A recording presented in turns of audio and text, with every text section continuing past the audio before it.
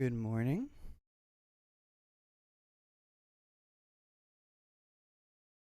Hello, hello. Good morning. Good morning. How's everybody doing today? Hello, hello, hello.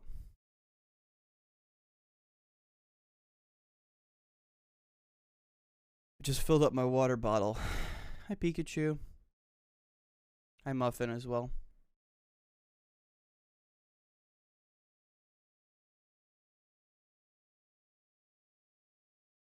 Okay. Anyways, plan today. I got Steve Jackson's Sorcery, the games on Steam. All four parts.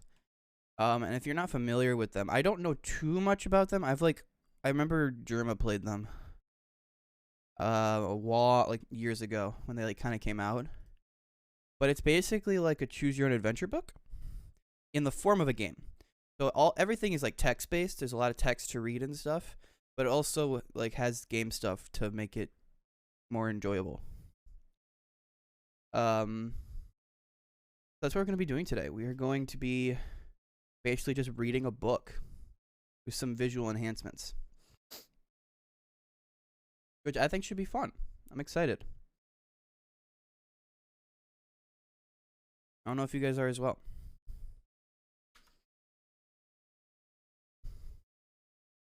I think it should be a lot of fun. Oh, excuse me. I'm a little bit congested right now. I don't know why. So hopefully I'm not sniffling too badly.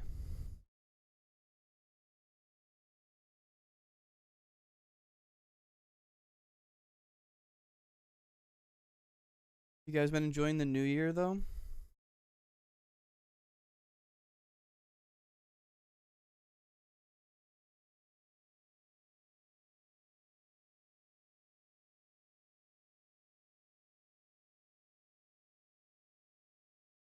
Buh, buh, buh, buh, buh, buh, buh.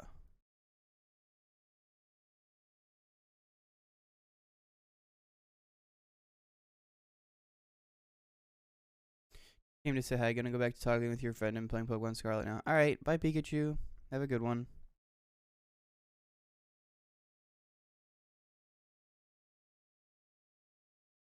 Alright. We're gonna close the music now and we're gonna open up the game.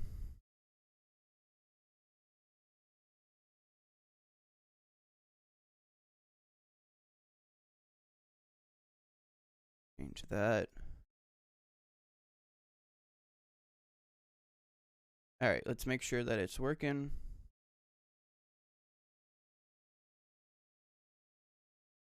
Game capture is not recognizing it.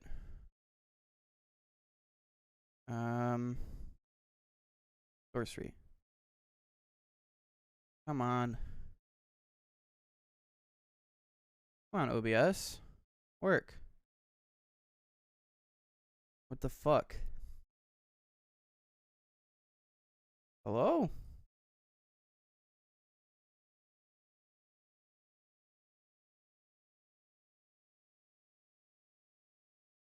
What is happening? Why is it not working? Maybe I can't do game capture for this?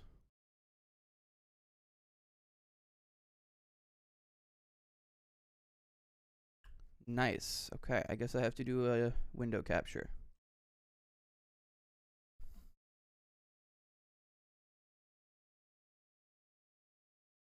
Why does it want to immediately capture Steam? Why is the thing I want to capture not even fucking here?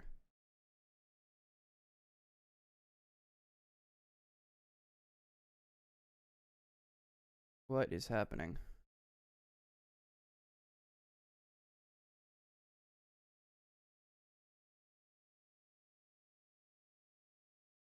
Just capture sorcery. Dude, what the fuck? Window capture is not working. Game capture is not working. Do I just have to do a fucking display capture? I really don't want to do a display capture.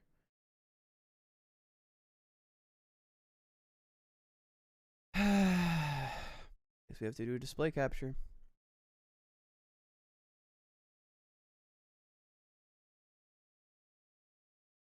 No, not even that's working. Oh, wait, no, it is.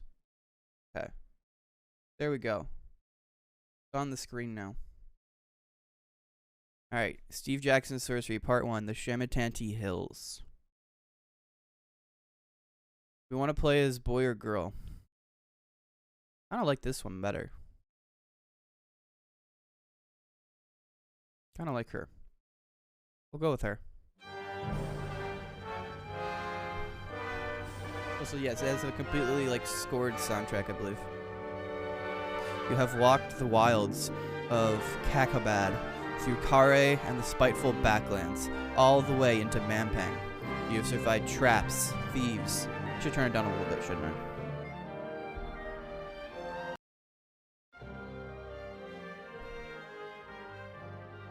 You have survived traps, thieves, serpents, and vengeful gods. And now it is here, the crown of kings. It is said the crown was never forged, only found by Kalana the Reformer, a lowly foot soldier who became emperor of the Eastern world. Such is the power of the crown. The air around it crackles with influence.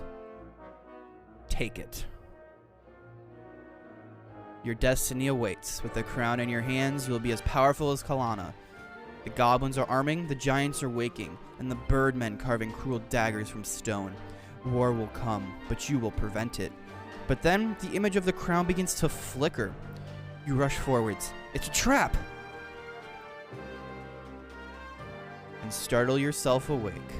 You are alone, exhausted, in the little hut in the outpost settlement.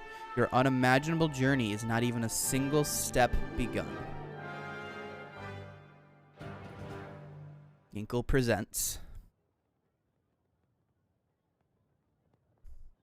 Steve Jackson's Sorcery. We have a whole map here, and this is kind of like the whole area we can visit for now. Part 1, the Shamutanti Hills. Click your character. It is sunrise. You dress, breakfast on bread and goat's milk, and collect the pack and sword from beside your bed.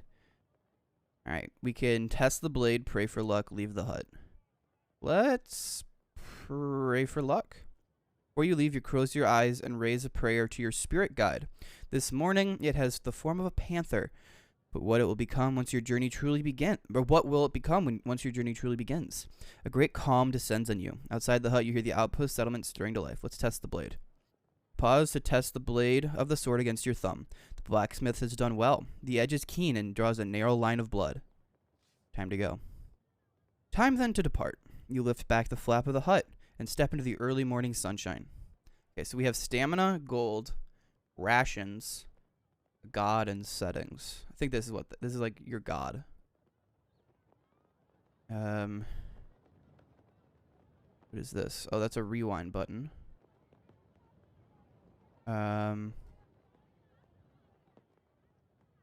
Okay, draw a path to the flag. How crazy can I get with it? This seems good. Yeah, that seems good. These people of the village are just like, what the fuck is she doing?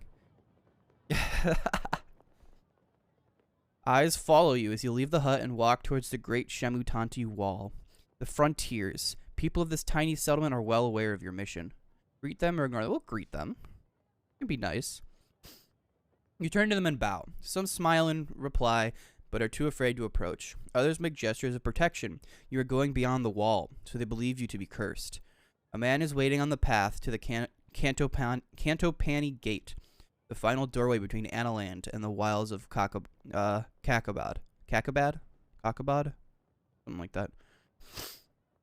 You recognize the sergeant of the Sightmaster Warriors. He holds out his hand. I'm guessing that's who this is. That's a dope design. I don't know what's going on with his face, but everything else is cool. Is that a broom? That's a broom, right? Definitely looks like a broom.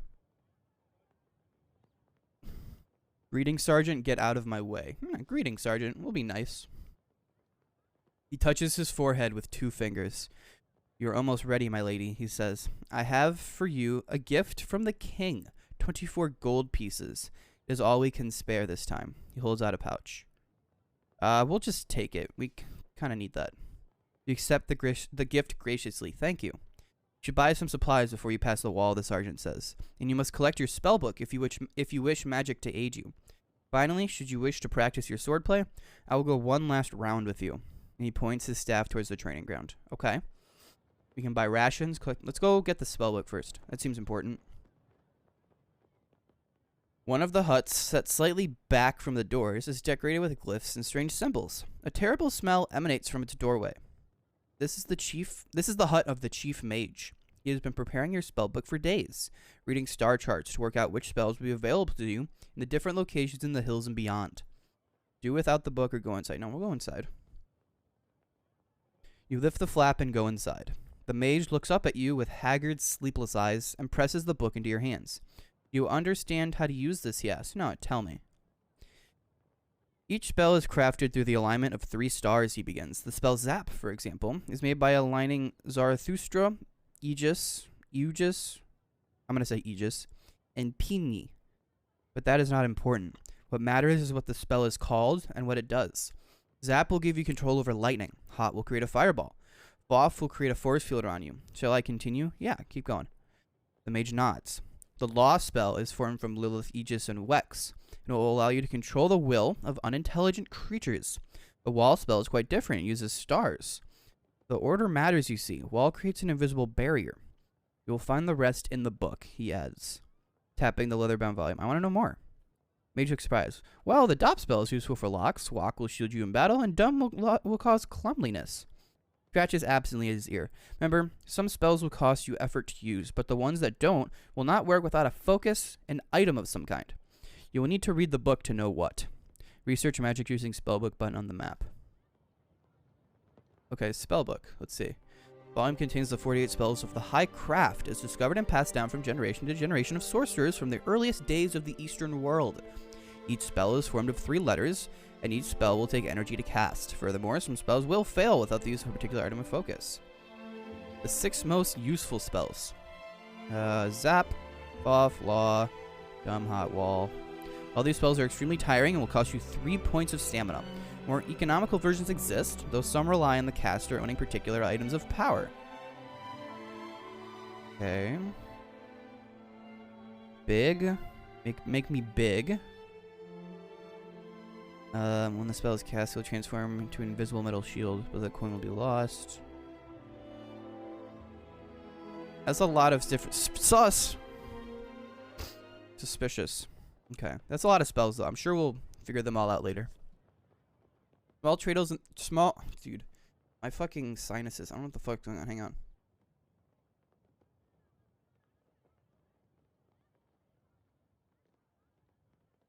Okay. Small traders in the settlement supply the Sightmaster warriors with weapons, armor, food, and clothing.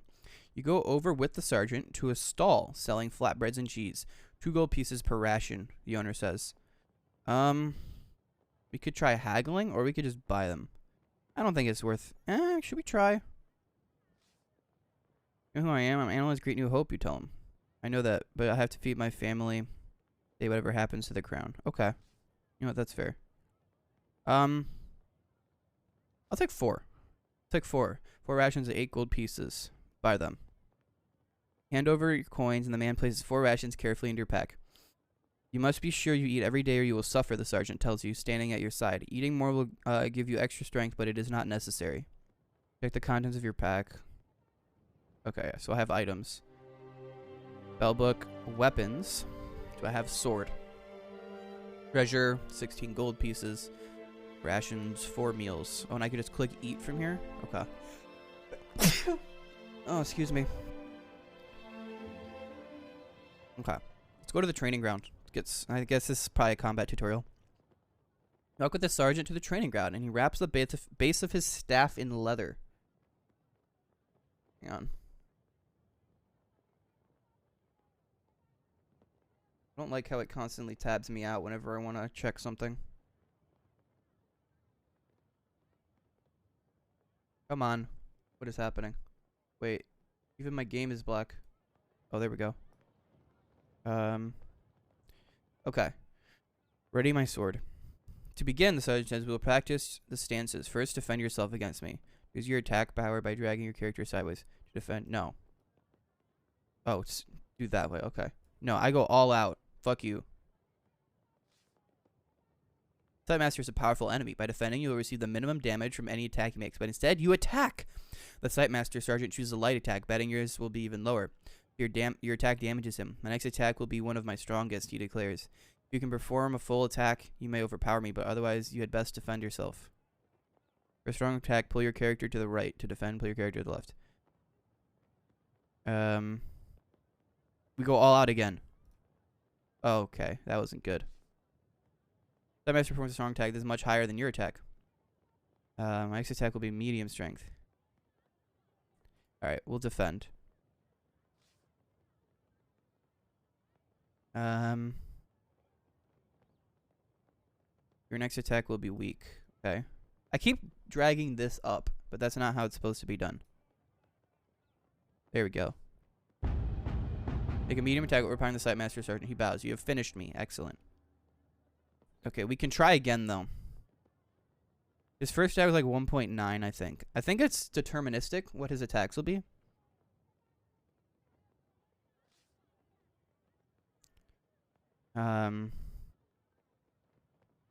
Site Master Sergeant defends himself. You score the minimum amount of damage against him. Well then, he laughs. Perhaps you will not practice defense. I will not defend myself, he says.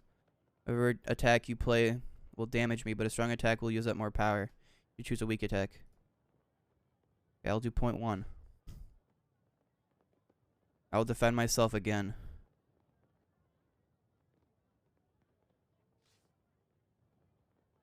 My next attack will be one of my strongest, he declares. Okay, let's go full out.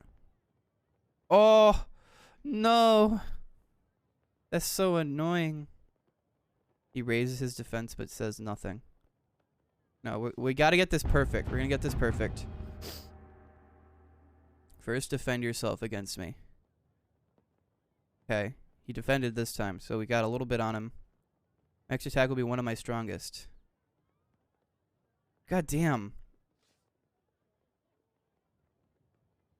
Hang on.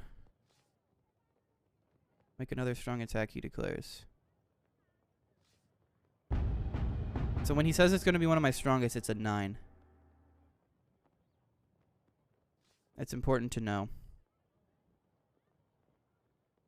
Okay, defend.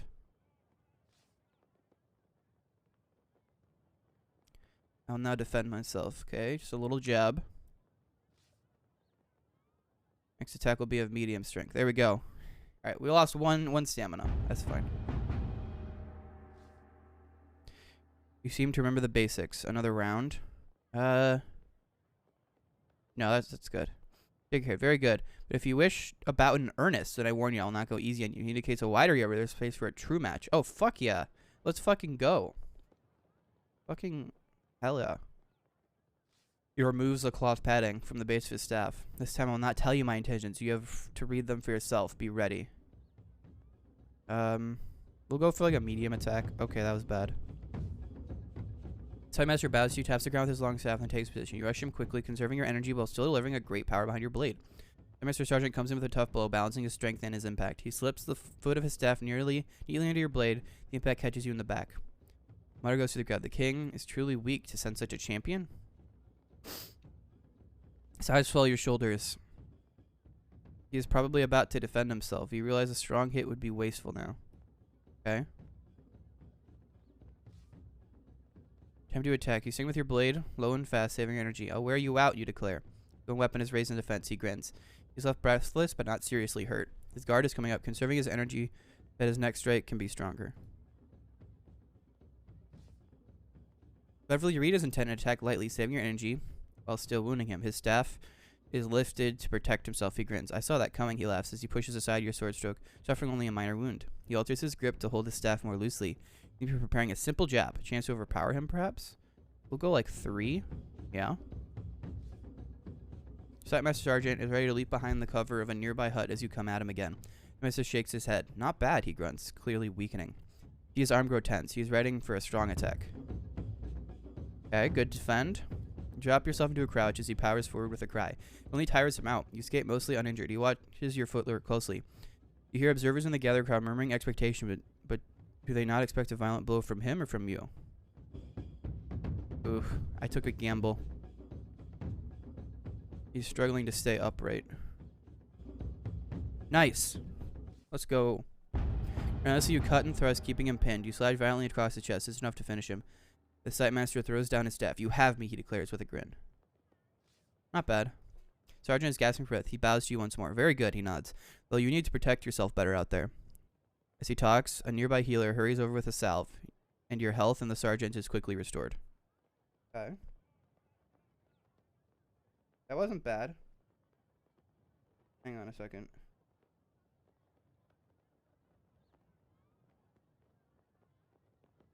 Okay. Approach the gate. Does this game autosave or do I have to save myself? I'm gonna assume it probably autosaves. So where is the music? I thought it's supposed to have music playing all the time. Reach the foot of the mighty gate. It is sealed. The sergeant places one hand on the wood. The gate has been locked for some time to deter raiders, he tells you, but you will have no difficulty. The stars in this place allow the DOP spell to be crafted, and he stands back. Cast a spell. Okay. D-O-P. Unlocks the door. Requires 1 stamina. You weave the spell. One by one, the great tumblers of the door begin to crack and groan. Then the hinges turn with a noise like hail on a canvas roof. These gates have not opened since our last champion was lost, the sergeant says. I wish you more luck than he. Perhaps you will even meet him on your travels. I fear he is dead. Sightmaster nods, peering at something on the horizon. I believe he is returning, but transformed. I hope you do not meet the same fate. He stands back from you. Okay, enter the gate. Together you step into the shadow of the wall. One last word, he declares. When you have the crown, find the highest point you can find. We will be watching. I understand. I will not wish you a safe journey to Kare, for the way ahead will not be safe, the sergeant murmurs as he peers into the distance through the open gate.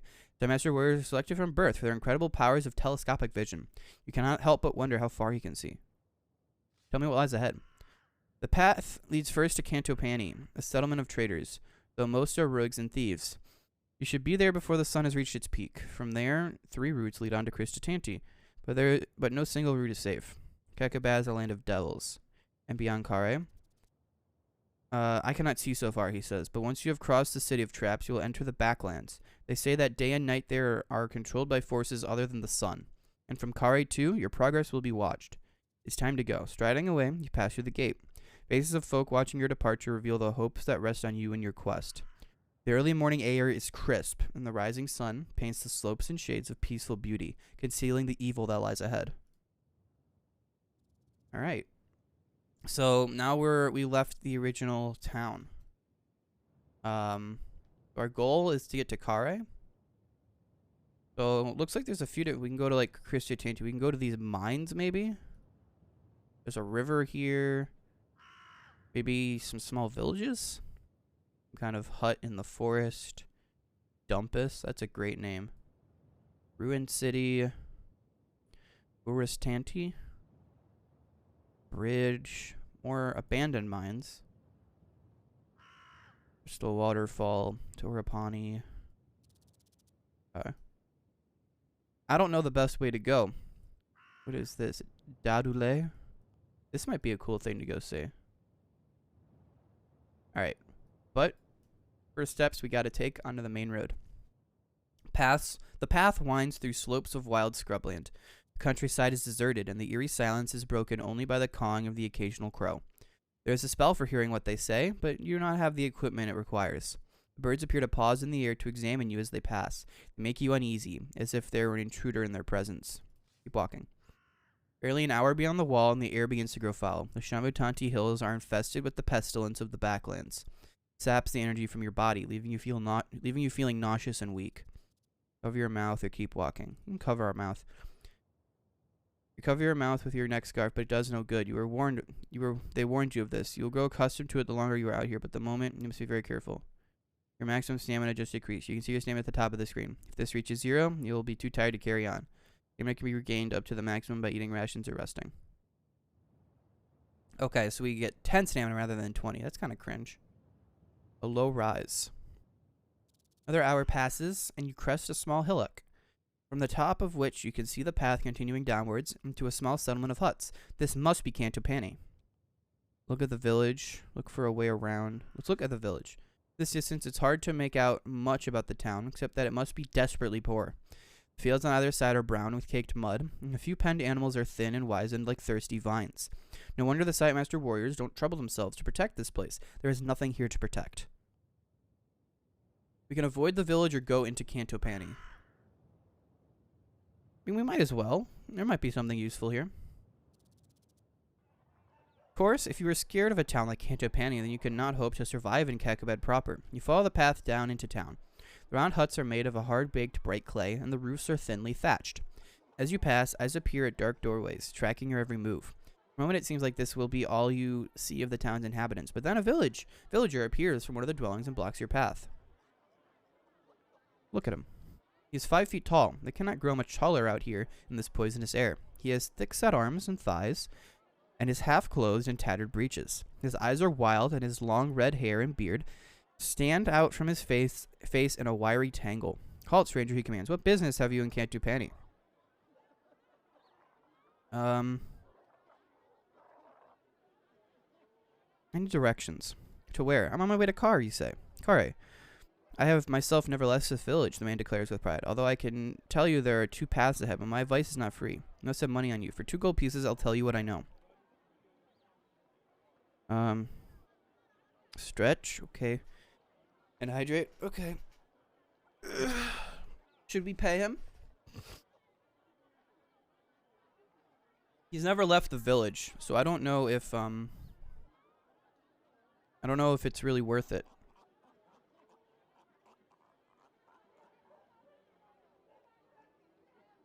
Nah,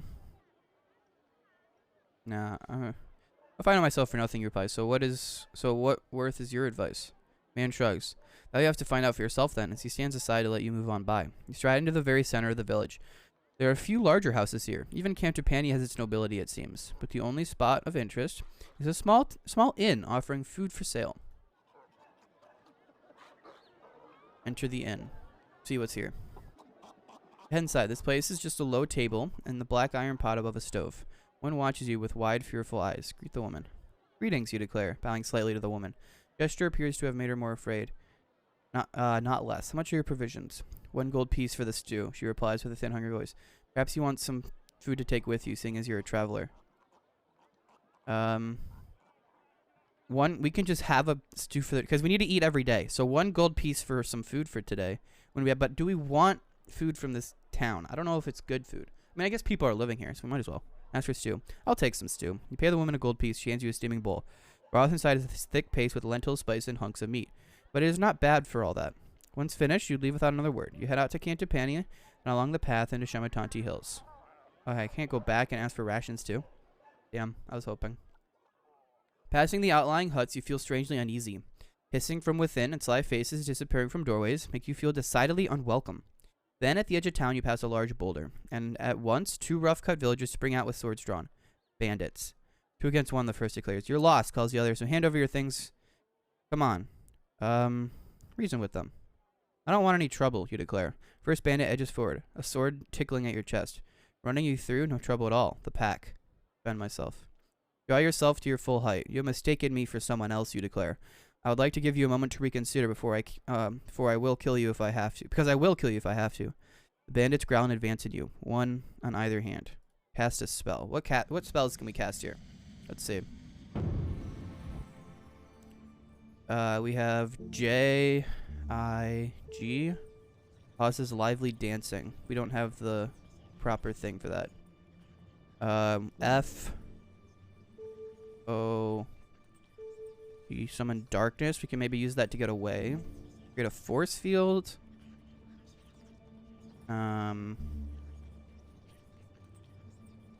F-A-L... Wait, what? F-A...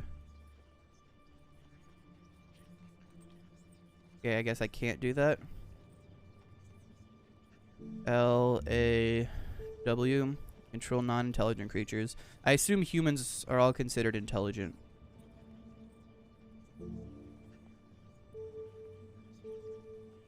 We could do the darkness. I'm thinking, which one was the dancing one?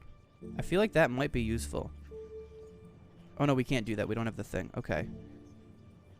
Let's make a force field.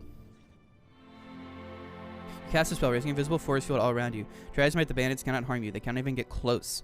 Realizing the power of your sorcery, they quickly flee back to the village. This is a stroke of luck, as the force field does not last long. Continue along the path, leaving the village behind.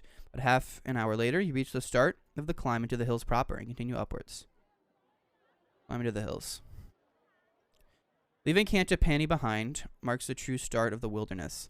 Beyond that tiny outpost, there are scattered homesteads and Kare, a thriving city port, but all are touched by cruelty, isolation, and fear. The backlands and the long shadow cast by Mampang Fortress darken everything. And with the crown gone, and with the crown stolen, things can only grow worse. In the years since Kalana and the Reformer founded the Alliance, the crown has been passed from kingdom to kingdom every 4 years, ensuring each one has its turn to lead, but no more. Ruddlestone, Lendland, Galantaria, and Bryce have all enjoyed its power, but not Analand. But when the crown came to Analand, it was stolen by Birdman from Zaman and carried off to Mampang. With the crown, the Archmage will be unstoppably powerful. There is no chance of sending an army against him.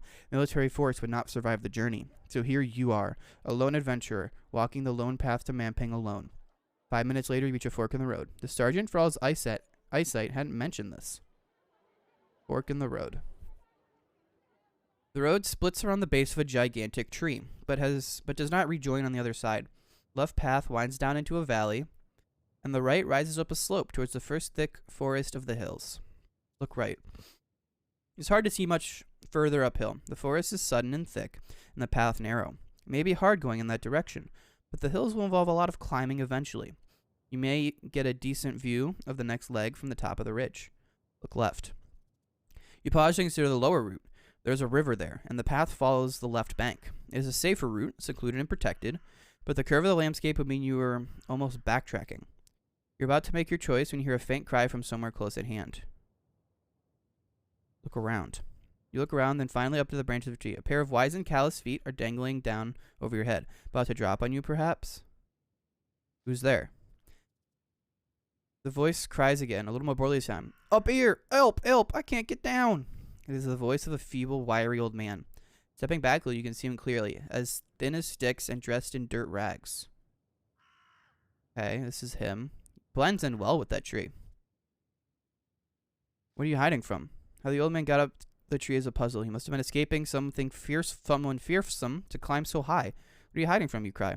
Damned elvins, he replies. I were traveling to dump us to the old outpost settlement in Analand, but I were waylaid by elvins. Robbed me blind, all but took me eyes, and left me up the tree. I keep getting older, you see.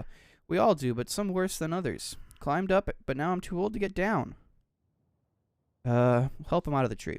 Swing yourself on the lowest branch of the tree, reach up and grab the old man by the waist. He is light as a leaf, and within a moment you have lifted him to the ground. Thanks for that, he remarks, brushing himself down and almost knocking himself over in the process. I was just starting to get a bit, perturbed, but I'm on the safe now. He seems remarkably confident, considering the slightest stumble might break him into bits. What do I get in return? The old man nods. Only fair. He presses a page in your hand. It's a page torn from a spellbook. This might be of some use to you. I just found it, mind, and don't go asking how, but it's no good to me anymore. Look at the page. Hello, Piggy. You look the page over suspiciously. It seems to be half of a spell. C-A. That might have been used for pest repulsion, but it is unworkable in its current state. We'll keep it. You take the page and thank him. The man falls quiet and squats down on the ground. With his jabbering done, you hear a buzzing sound from high up in the tree. A beehive. Leave and move on. You must move on. The light is fading already. As the old man dashes off downhill towards Cantapani at a terrific pace, you consider your options. Okay. So we can either go by the river, where I think there's more cities and stuff. We could maybe visit these small villages here, but we're backtracking. Or we can go to the mine. And both eventually lead to Kristatanti here. But I don't think it really is ultimately going to lead to the same place. I'd rather go to the mines, I think. That sounds like it might have some gold and shit. Let's take the high path. The high route seems the most secure. In a valley, you can be easily observed from above and led astray. But out in the hills, you can go whichever way you choose. Of course, when night falls, it may be cold and exposed up on the slopes, but no matter. This journey was never destined to be easy. The path winds upwards into the hills and into the cover of a wood. The afternoon sun glints through the trees and plays tricks on your eyes. Every so often, you catch a glimpse of some strange-shaped animal or other watching you, only to find that it's a silhouette of branches and leaves caught at an odd angle. After an hour's walk, you are starting to feel very slightly hungry, but you might be wise to save your provisions. Continue walking. We already ate today. Keep up your pace. The climb continues, with the path twisting this way and that. The air grows cold and the sun flickers on the horizon, then sets, making it very hard to see your way. But the moon is full, and when the twilight is done, it will be bright once more. Well, if it's gonna be a full moon, we might as well keep going, right? I don't really like just camping out in the woods like this. It feels not good. You're young and strong, and there'll be plenty of nights later in your journey where you can catch up on sleep in a real bed. Reasoning that to sleep on hard earth would be almost as tiring as to walk, you walk. You'll suffer for it physically, of course. The stars come out one by one above you, writing out the names of the spirits, including your own, the ape. Continue on your weary way. Okay, we have the ape now. As you walk, you think of the crown. It calls you onwards already, even though you have never seen it. It is as if it knows your name and is waiting for you, deep in the forests of Mampang. But does it summon you to rescue it and restore the balance of power to the Femfree Alliance? Or does it summon you to your death and destruction, to place a seal on the power of the Archmage? Oh, we went all night. Oh, shit. Second day of your journey begins in the morning cool. You feel the presence of your spirit, the ape, close nearby. Its form has changed since you left Aniline, just as you have changed. But it is still walking beside you. In the temple, they taught you that a prayer to your spirit could heal disease, lift curses, even save you from certain death. But the spirits are not generous and decline to help often. You can ask for the spirit's aid using the pray button. Yeah, we can, talk to him. Pray for healing. That'll give us... we can ask for healing. Oh, he did. Spirit has heard you. You received no further help for some time. You're on your own. Okay. Well, we're up to 12 health now. Feel yourself getting accustomed to the fetid air of these hills. You have now ascended several hundred feet and can expect to make excellent progress before the end of the day. As you crest the brow of a hill, you see something that makes you stop in your tracks. To your left is a clearing, and in the clearing are several poles planted firmly in the ground, and atop each pole is a head. No, we're going to keep going. There's clearly no place to linger. You press on. A large X painted on a rock nearby is obviously intended as a warning not to venture any further, but ahead the road forks, left and right. You cannot be sure which path you are warned not to take. The right-hand path continues to climb, and the left-hand path winds down the side of a hill. Oh. Oh, God. Oh, Lord.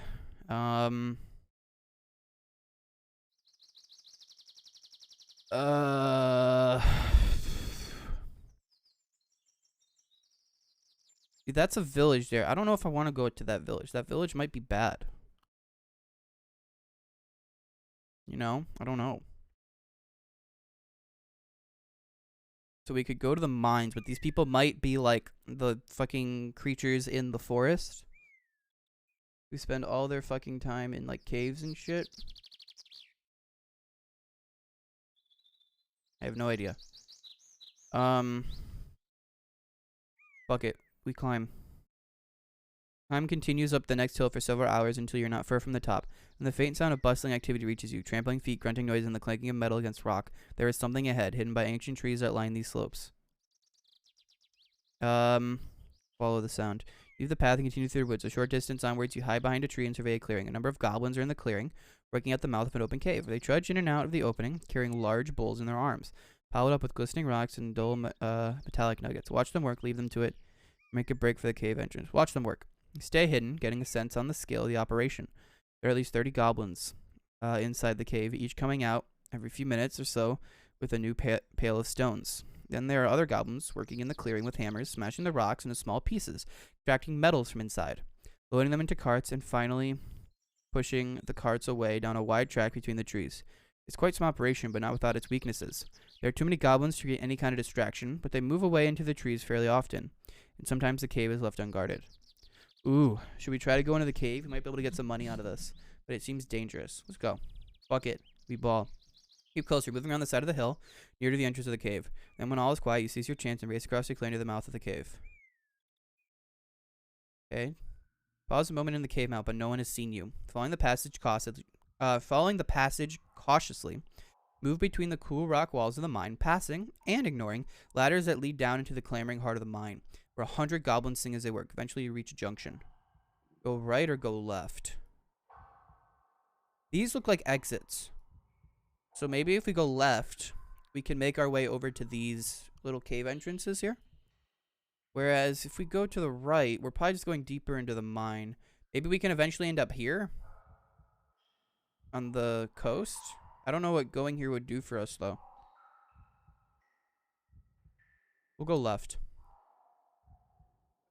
Take the left passage. The passageway continues until you reach a large stone cut door blocking your way forwards. Go back to the other fork. Try the door handle. You try the door, it opens. The room is beyond dirty with soot from the mines. You could almost be pit filled with the night itself, with crystals in the rock for stars. In the right wall, you can make out just another door leading deeper in the mine, but in the middle of the room is a table at which a large, filthy goblin is sitting. He raises his head as you enter and smells the air. Perhaps he was almost blind from so long underground. You smell an ancient intruder, he challenges. You are not permitted here. I'm a friend. I'm a friend. Are you now? I'm not. The goblin rises to his feet, and in his hand he holds a large stone club. Cast a spell. Let's see what kind of spells we can cast here. I don't really want to fight him. Let's see. I could zap, but that would cause a lot of noise. And then we might get a lot of people on us. Let's see. T-E-L. Read minds. I don't have the thing for that. R-A-C. Sharpen blade. I don't have that either. Is that really all I got?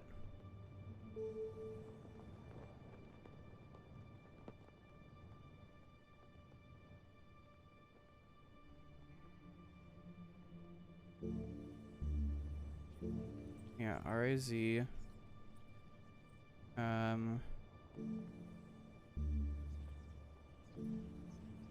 Spell.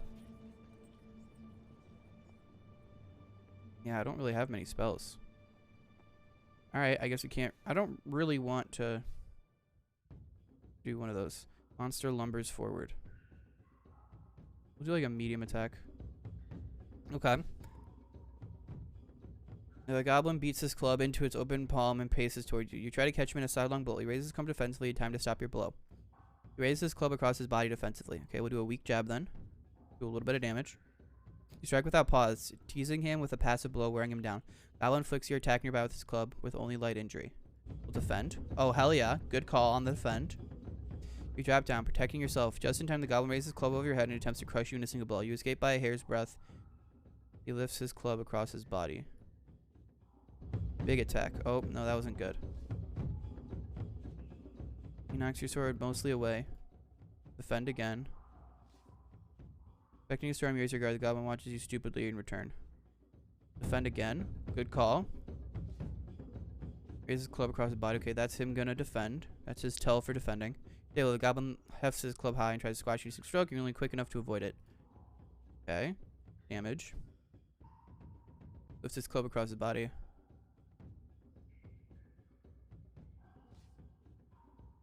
Growls at you. Big attack. Nice.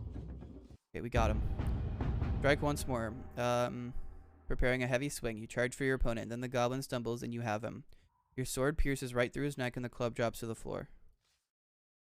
For the goblin defeated, there's nothing to stop you from moving further on into the mine. Search the room first. Before you move on, you quickly scour the corners of the dark room in case there's any gold weapons lying around. You find nothing until you search the goblin himself. He's wearing a silver key on a chain around his neck. You lift it away. Now go onwards. Time to see what more of this mine has to offer. Further into the mine. You open the door onto a pitch black passageway. Cast a spell. Is there like a light spell I can cast? Let's see. I could detect danger. F I can make a force field. I don't know that it doesn't last long with force field, so I don't know if that's necessary. Find safe passage. That would be a good one to cast here. There's another thing here though. H-U-F. Great wind. No. Let's do find safe passage. You throw up a spell and then consider both directions. Inside your mind, you begin to feel quite different as you face the door as when you face back into the room. The pitch black passage deep into the mine evokes only a hot sweat, but looking back makes you feel calm. Okay. Well, we'll trust the spell then. Enough of this mine. Your mission lies overground, not under. You head back towards the passageway to the fork. Okay, we can go to the right fork, though. Or we can just leave the mine. Let's go to the right fork. We already killed one guy. Nobody really knows I'm here yet. It twists deeper into the hillside and ends in another door. Try the door. You try the door. Locked. Try breaking it down. Cast a spell. Try the silver key. Try the silver key taken from the goblin. It fits. The goblin must have been in charge of whatever is kept in this room. You push open the door. The room beyond is large and appears to be a storeroom of some kind. One corner is a pile of black rocks, and more rocks are held in the bucket nearby. These flicker with a dull, glistening light. The most intriguing of all is what stands in the center of the space. A mechanical apparatus, perhaps a press or stone cutter, being operated by a large and powerful ogre. He does not for the moment seem to have noticed you. Watch him work. Certain he has not noticed your sudden arrival in the room. You stay in the shadow and watch as the ogre goes about his task. He is dropping stones from the black pile into one end of the machine and turning a heavy handle, crunching the rock. Something is coming out on the other side. To see what you'd have to approach him, he is between you and the outlet of the machine. Approach the ogre. Boldly step out of the doorway and into the pool of candlelight that fills the room. The ogre stops working immediately and turns to face you, growling incomprehensibly at the slug he is. You will not be able to reason with him. They gasp. Okay, what kind of spells do I have? R-O-K. Turn to stone. I don't have stone dust. D-I-M. Causes stupidity. I don't think that will change anything. W-O-K. Create a shield. Fires 1 stamina and 1 gold piece. Creates an invisible wall. I already checked this one.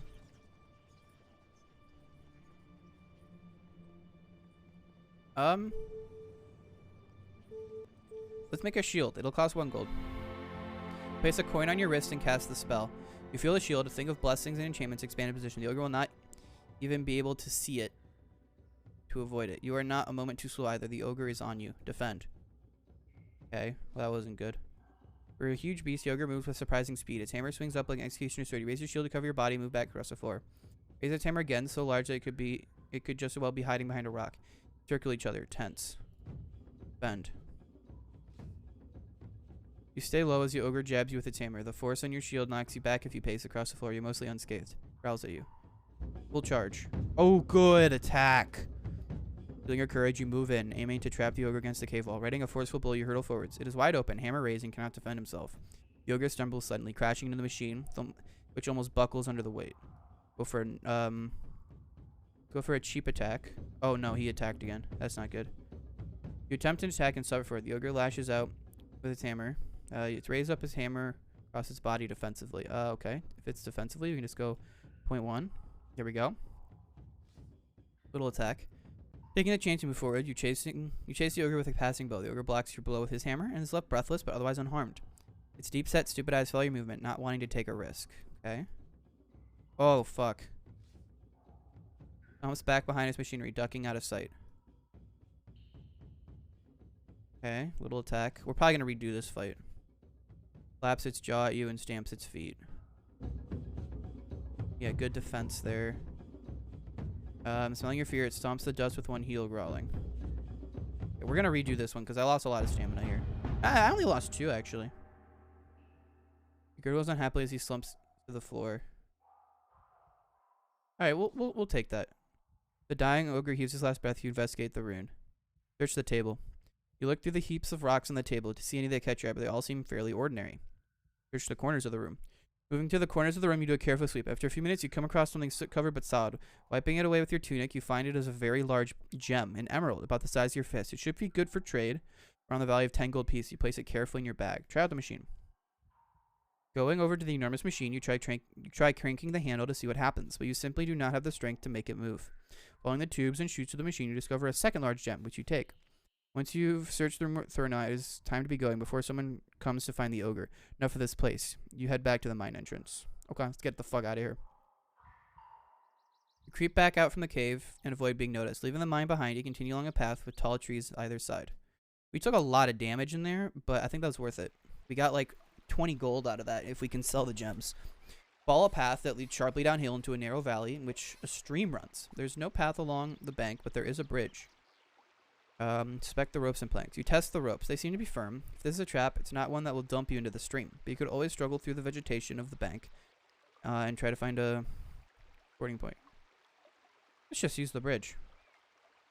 Moving slowly with one hand on your sword hilt, expecting the boards to give way at any moment, you inch across. The bridge holds and you reach the other bank quite safely. You have now a long walk ahead of you, along the ridge and through the light covering of trees. Okay, further on. We need to eat at some point today.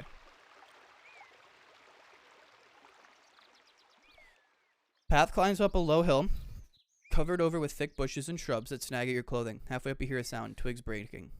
Freeze. You freeze as a large creature the size of a bear emerges directly in front of you. It has black and white fur and a long bushy tail that trails out behind. It growls menacingly. That guy's kind of cute though, even though it's massive. Try to edge around it. Perhaps if you're capable, you can slip around. There's a kind of a path here, so why don't we go that way? To the right. Try to slip toward the bushes, but clearly something about you or what you carry attracts a beast's attention. As it sifts in the air and then moves towards you, its sharp teeth on display. You will not be able to avoid a confrontation. This creature is a skunk bear. When it raises its tail, it releases a nauseating odor. That's the smell that hangs around it is terrible. See if there's a spell we can use.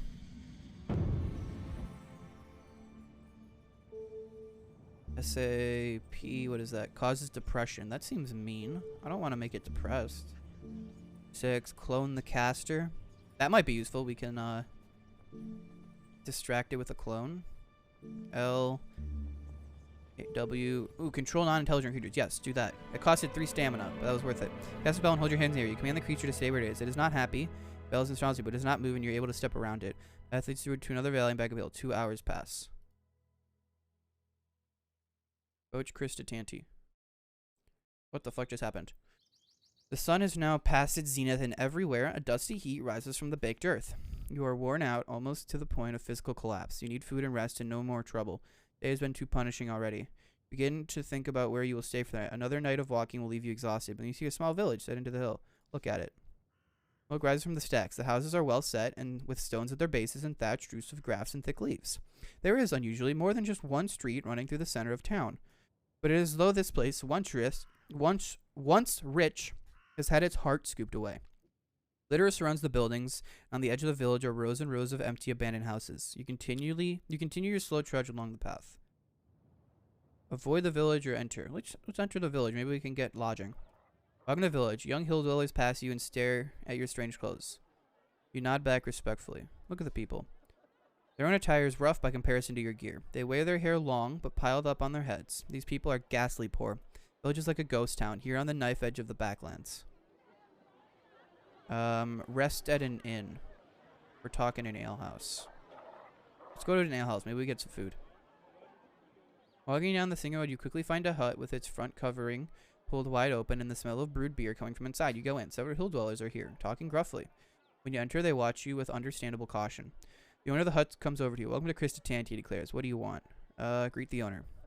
Needing's rest and a place to wet my throat, you reply. Ale is 1 gold, please. Please sit. Go over to the table. Sit with the oldest or the youngest man? We'll sit with the elder. I want to hear what he has to say, if he has any information. Bring your attention to the oldest man at the table. Whatever face he once had is lost in a labyrinth of wrinkles, and his skin is the color of tan tide from a lifetime in the beating sun. Greetings, old man. He raises his mug in salute. Stranger. His face is gravelly, like the dusty dirt that lines the streets of his town. Where are you from? It doesn't matter. You telling me doesn't, he agrees. Your accent is Analand, and only an Analand wench could be so crazy as to wander about these hills. Crazy or brave? Clicks his tongue in appreciation. Not many has crossed through the Cantopani gate, in either direction, if you know what I'm saying. I understand you. He grins and pricks his teeth with a fingernail. They say there's a war coming, something to do with a crown. Crown? You ask cautiously. The crown of kings, he says. They say it's how a leader leads. Without the crown on your head, no one will follow you. Crown can raise an army from the farmyard or command a population to walk into the sea. He shakes his head. Sounds like a bad idea if you ask me. But if someone's got to wear it, I'd rather they were in Analand than Mampang. Dip your beer. The old man exchanges glance with the younger man sitting opposite. Ask the old man about the area. Can you tell me something about this region, you ask? Christatanti? Certainly. I'll tell you that around here, we're always glad to help out strangers. Um, Tell me what lies beyond this town. Beyond Kristatanti, there are two paths, he says. One takes you past Aliana's home, and you will need your wits about you if she's there. The other leads up to the hills and Layaki, domain of the Great Ones. Either way you choose, I will wish you luck of Sindala on your journey. I thank you. Man nods. Fat lot of good my good wishes will do if somebody tries to split your skull, he observes. The crowd in the inn is starting to thin out. You finish your beer in a single draw and get to your feet. Make to leave the inn. The owner stops you holding out his hand. Pay him a gold piece. Pay him a gold piece and step into the street. You look this way and that, trying to decide what to do next, when you realize the old man has joined you once more. He grabs your shoulder and presses a fruit into your hand. Bamba, he declares through fermented breath. I grow them myself. Good for the stomach. Pats your belly and walks away, swaying slightly. Look at the fruit. Turn the old man's gift over in your hands. It is a thick-rinded fruit that keeps well and will be highly nourishing when you decide to eat it. The only drawback is its incredible weight. It's now evening time to sleep.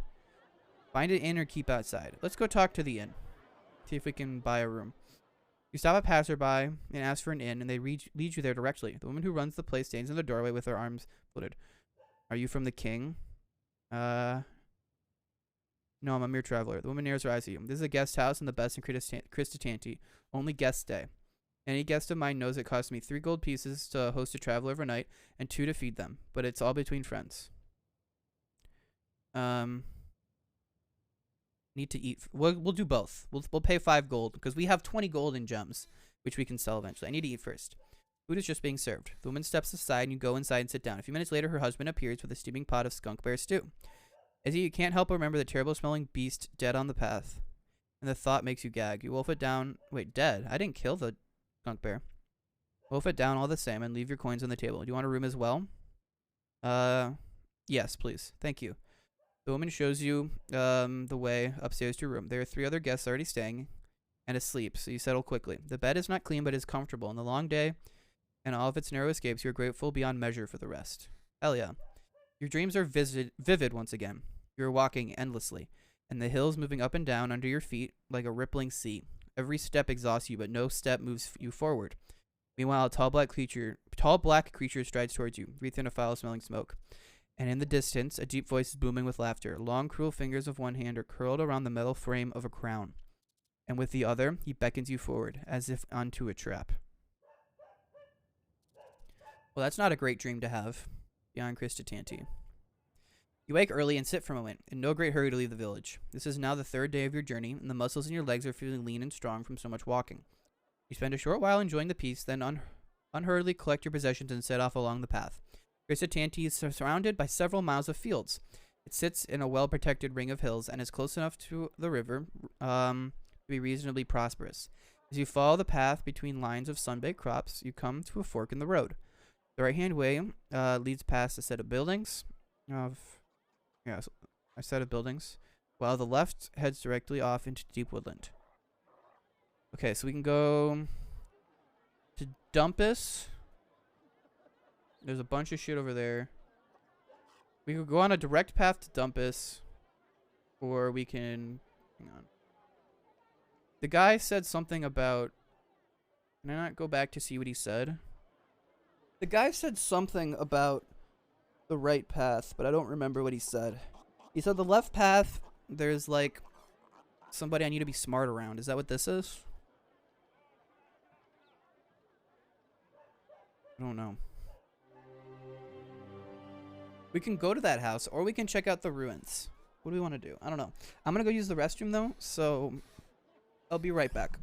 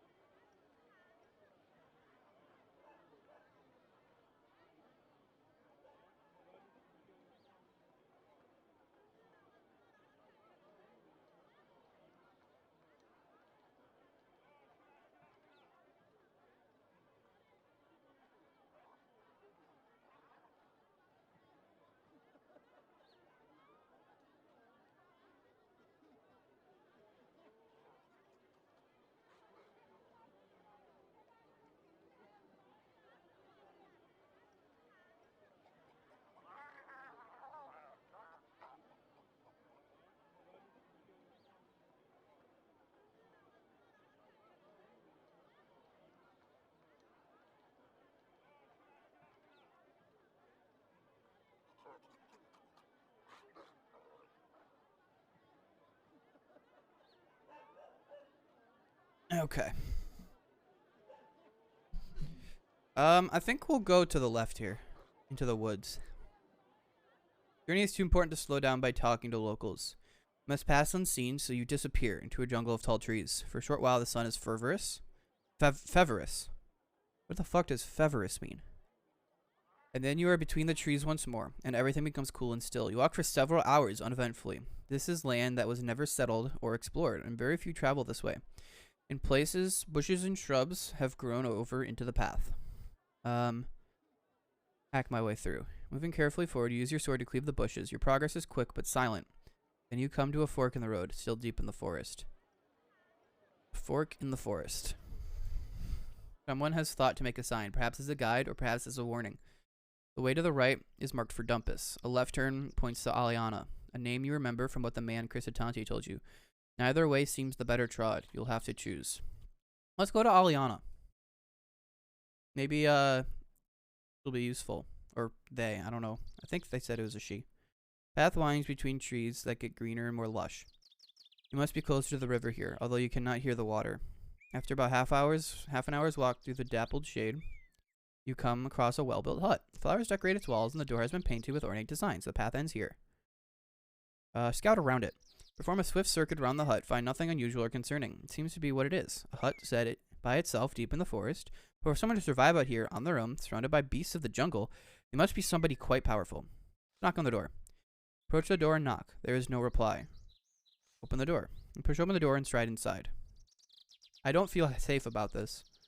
The hut is neatly laid out. You detect the touch of a fastidious woman. Chairs are set around a table, as if for guests. The mattress lies in one corner, and a large kitchen area indicates that whoever lives here, they are fond of cooking. Call out. Hello? Is there anybody here? You're surprised, a voice answers quickly. Who's there? Who's that? I warn you, I am armed. Voice laughs bitterly, looking to the corner, hidden by a large cupboard. You see a cage in which a young woman is imprisoned. Good stranger, she pleads. Let me out of this cage, I beg you. What happened to you? You move over to the cage quite shocked. What happened to you? Oh, good stranger, I've been locked up here for 2 days. It was Elvins that did it. Those mischievous, prank-ful Elvins. Please, you must help me. I have not eaten, and they left me here, where I can see all my cooking things, but cannot reach them. If I let you go, what do I get in return? You ask, Sister, she answers, looking miserable. I am but a poor woman. And I am a poor traveler. You reply graciously, now tell me, what can you give me for your freedom? The woman looks dreadfully unhappy but nods. You are on a journey, she says. You will need things to help you. There's a dangerous wilderness out there. Tell me, in your heart, are you a fighter or are you an enchantress? I'm a mistress of my magical art. I am a swordman. I'm both, honestly. I am both, and I will take everything you have. The woman nods vigorously. I knew it. I could see it from your face. Well, stranger, in my house I have Ragnarista's enchanted armband of sword mastery, and I will give it to you for free. Open the cage. You are most generous, you reply with a slight bow. I will release you. Go into the cage, you try the door. It is locked, of course. Try an item from your pack. Try the silver key. It's far too small. You put the key once, but please. Now, hurry up and... Okay. Break the lock. You draw your sword, placing the tip against the lock. You attempt to pry it open. The lock is hard and rusted. First attempt to force it fails, succeeding only in permanently damaging the edge of your sword. We'll weaken it further. Okay, we have the rewind ability.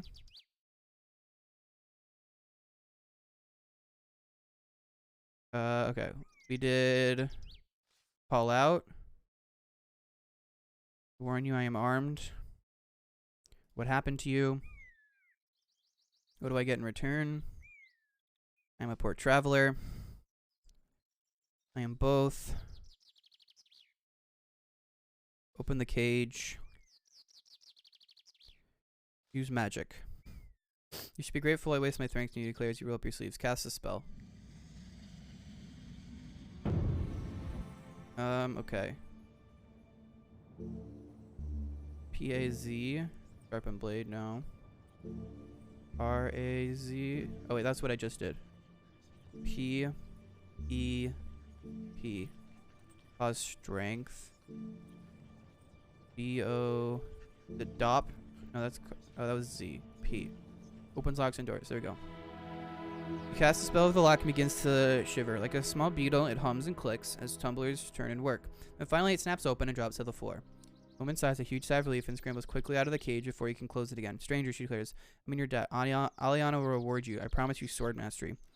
She lifts the hem of her dress and removes a bracelet from around her ankle. This is Raganistra's armband of sword mastery. Declares, wear it and it will bring you great skill to your sword arm. A fair trade. Take the armband and place it on your right arm. The effect is immediate. You feel your muscles strengthening and growing powerful. Lady has been freed. It seems like there is nothing much more to keep you here from your quest. Ask if I might eat. May I eat my own food here? She nods and you settle down at the table and quickly devour the old man's nourishing bomba fruit. He watches you with a simple pleasure. Then finally, Sienna, enough of this, you declare. I have a long dream to make. Of course. Please, before you go, she holds something out. The small bag of coins. Take it. You snatch the bag from her. There are 5 gold pieces inside. One more thing, she says. You must understand. Aliana does not give gifts to those who are not worthy. And any worthy women capable of dying. Suddenly, before your eyes, 2 transformations take place. The first is one of the chairs, which begins to crack and creak, standing and stretching until it has formed into a violent wood golem, advancing with fibrous claws outstretched. The second is Aliana's face, which is gone in her peaceful calm, and in place is the cackling madness of a witch. Okay, well, that took a turn. Can I cast a fireball in here? Hell yeah.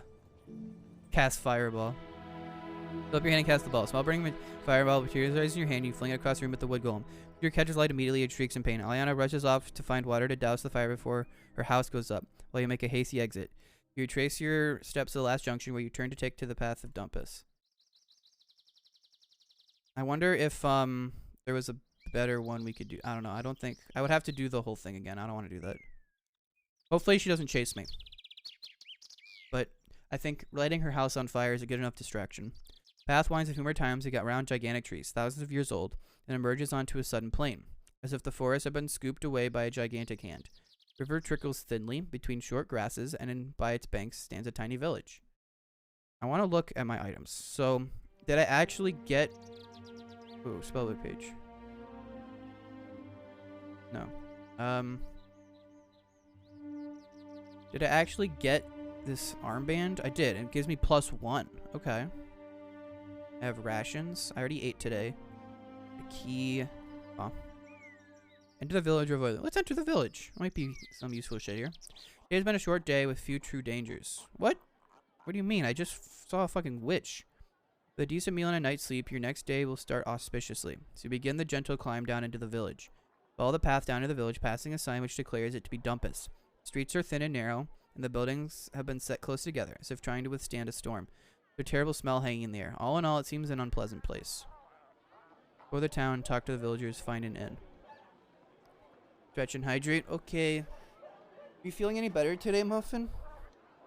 Ugh.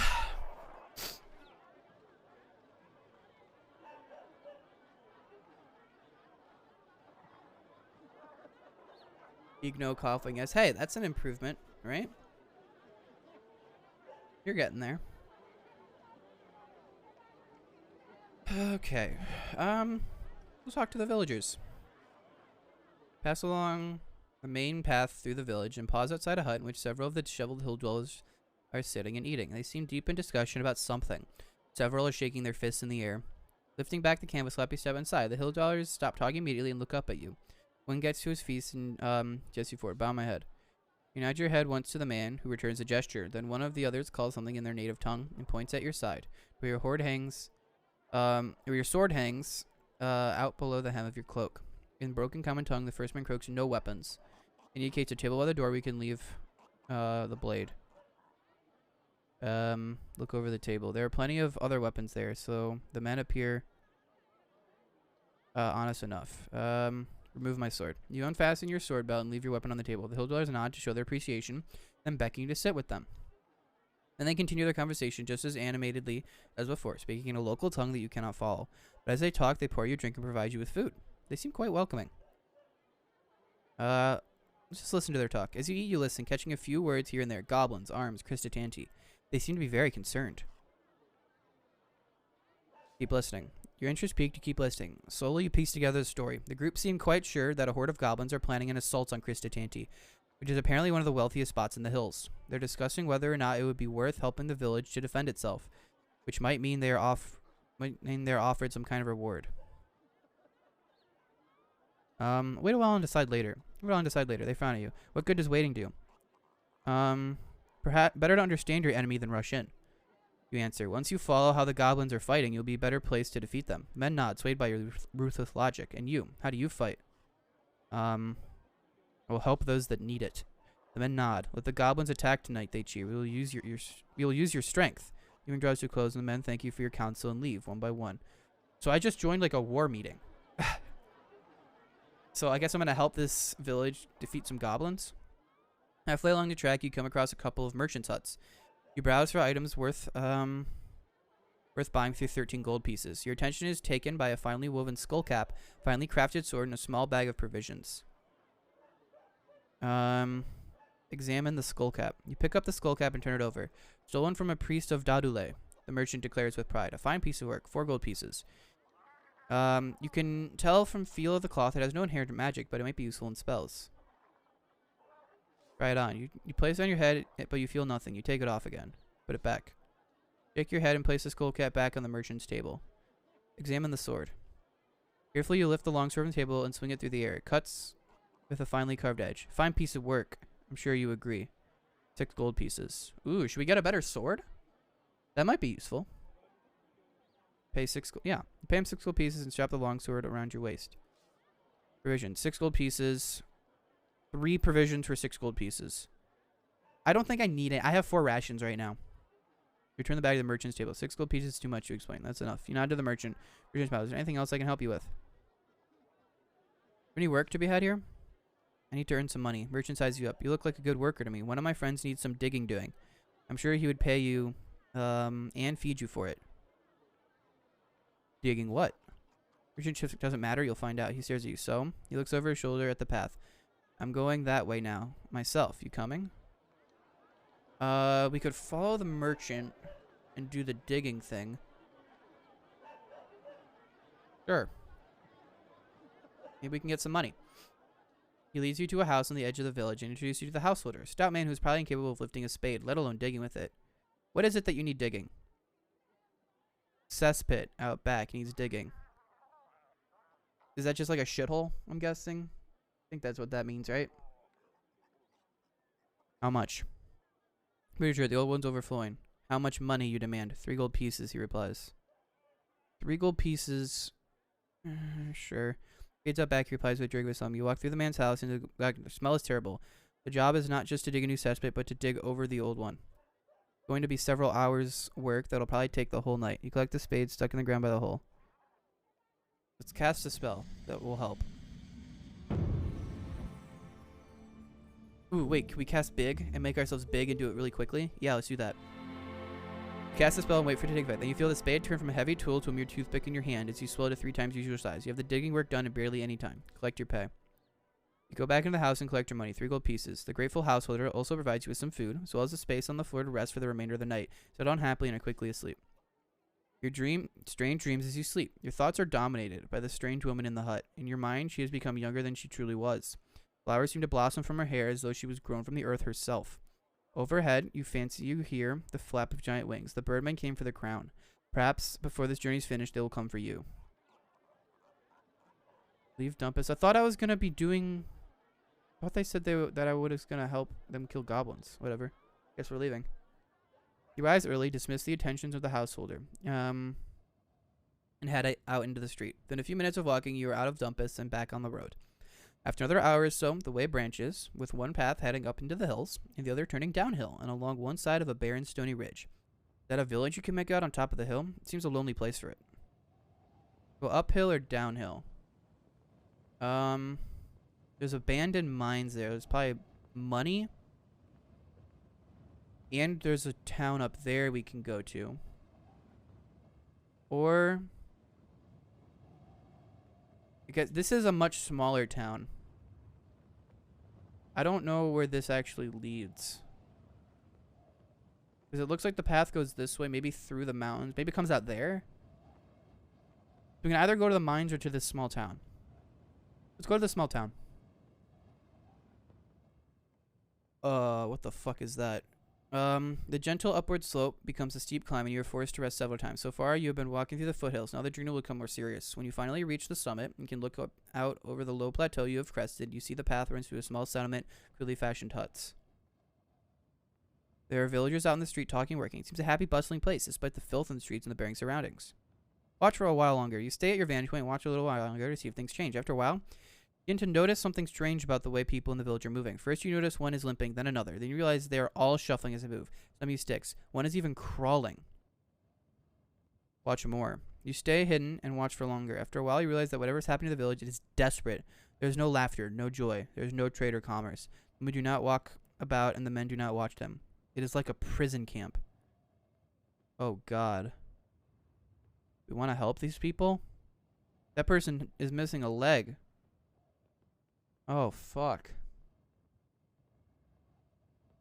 I don't know if helping these people really benefit me, though, is the thing.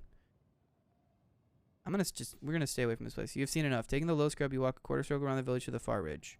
Look back. Looking back, you can now see the village a little closer. There are red crosses marked on some of the doors. It is a sign of the plague. You shudder, thank your spirit, and move on. Path turns down a steep scree slope and into some trees. Okay. Good fucking thing we didn't go in there. We could have gotten sick. But we social distance well enough. Difficult to see the way ahead through the tree line, but you trust to the course, and eventually the path bursts out into a narrow stone ledge. High above the valley floor. The ledge leads left and right. There's no way forwards. Look left. Looking left, you can see the narrow ledge is formed by splitting of the rock that leads all the way down the misty valley floor. There's a path up on the other side. It is not clear from there. Look right. Right, you're taken aback, as out of the mist that fills the valley, an impossibly wide bridge looms into view, as if it had only now fallen into place. It is made of planks and thick ropes, and is suspended from this peak to the peak on the other side. Who could have built such a marvel? How long ago? Look at the bridge. You take a moment more staring at the bridge. It forms a delicate curve across the valley, swaying very slightly in the wandering wind. But the more you look, the more it seems too perfect. Could such a bridge possibly exist, or is it a mere illusion to trick the incautious traveler?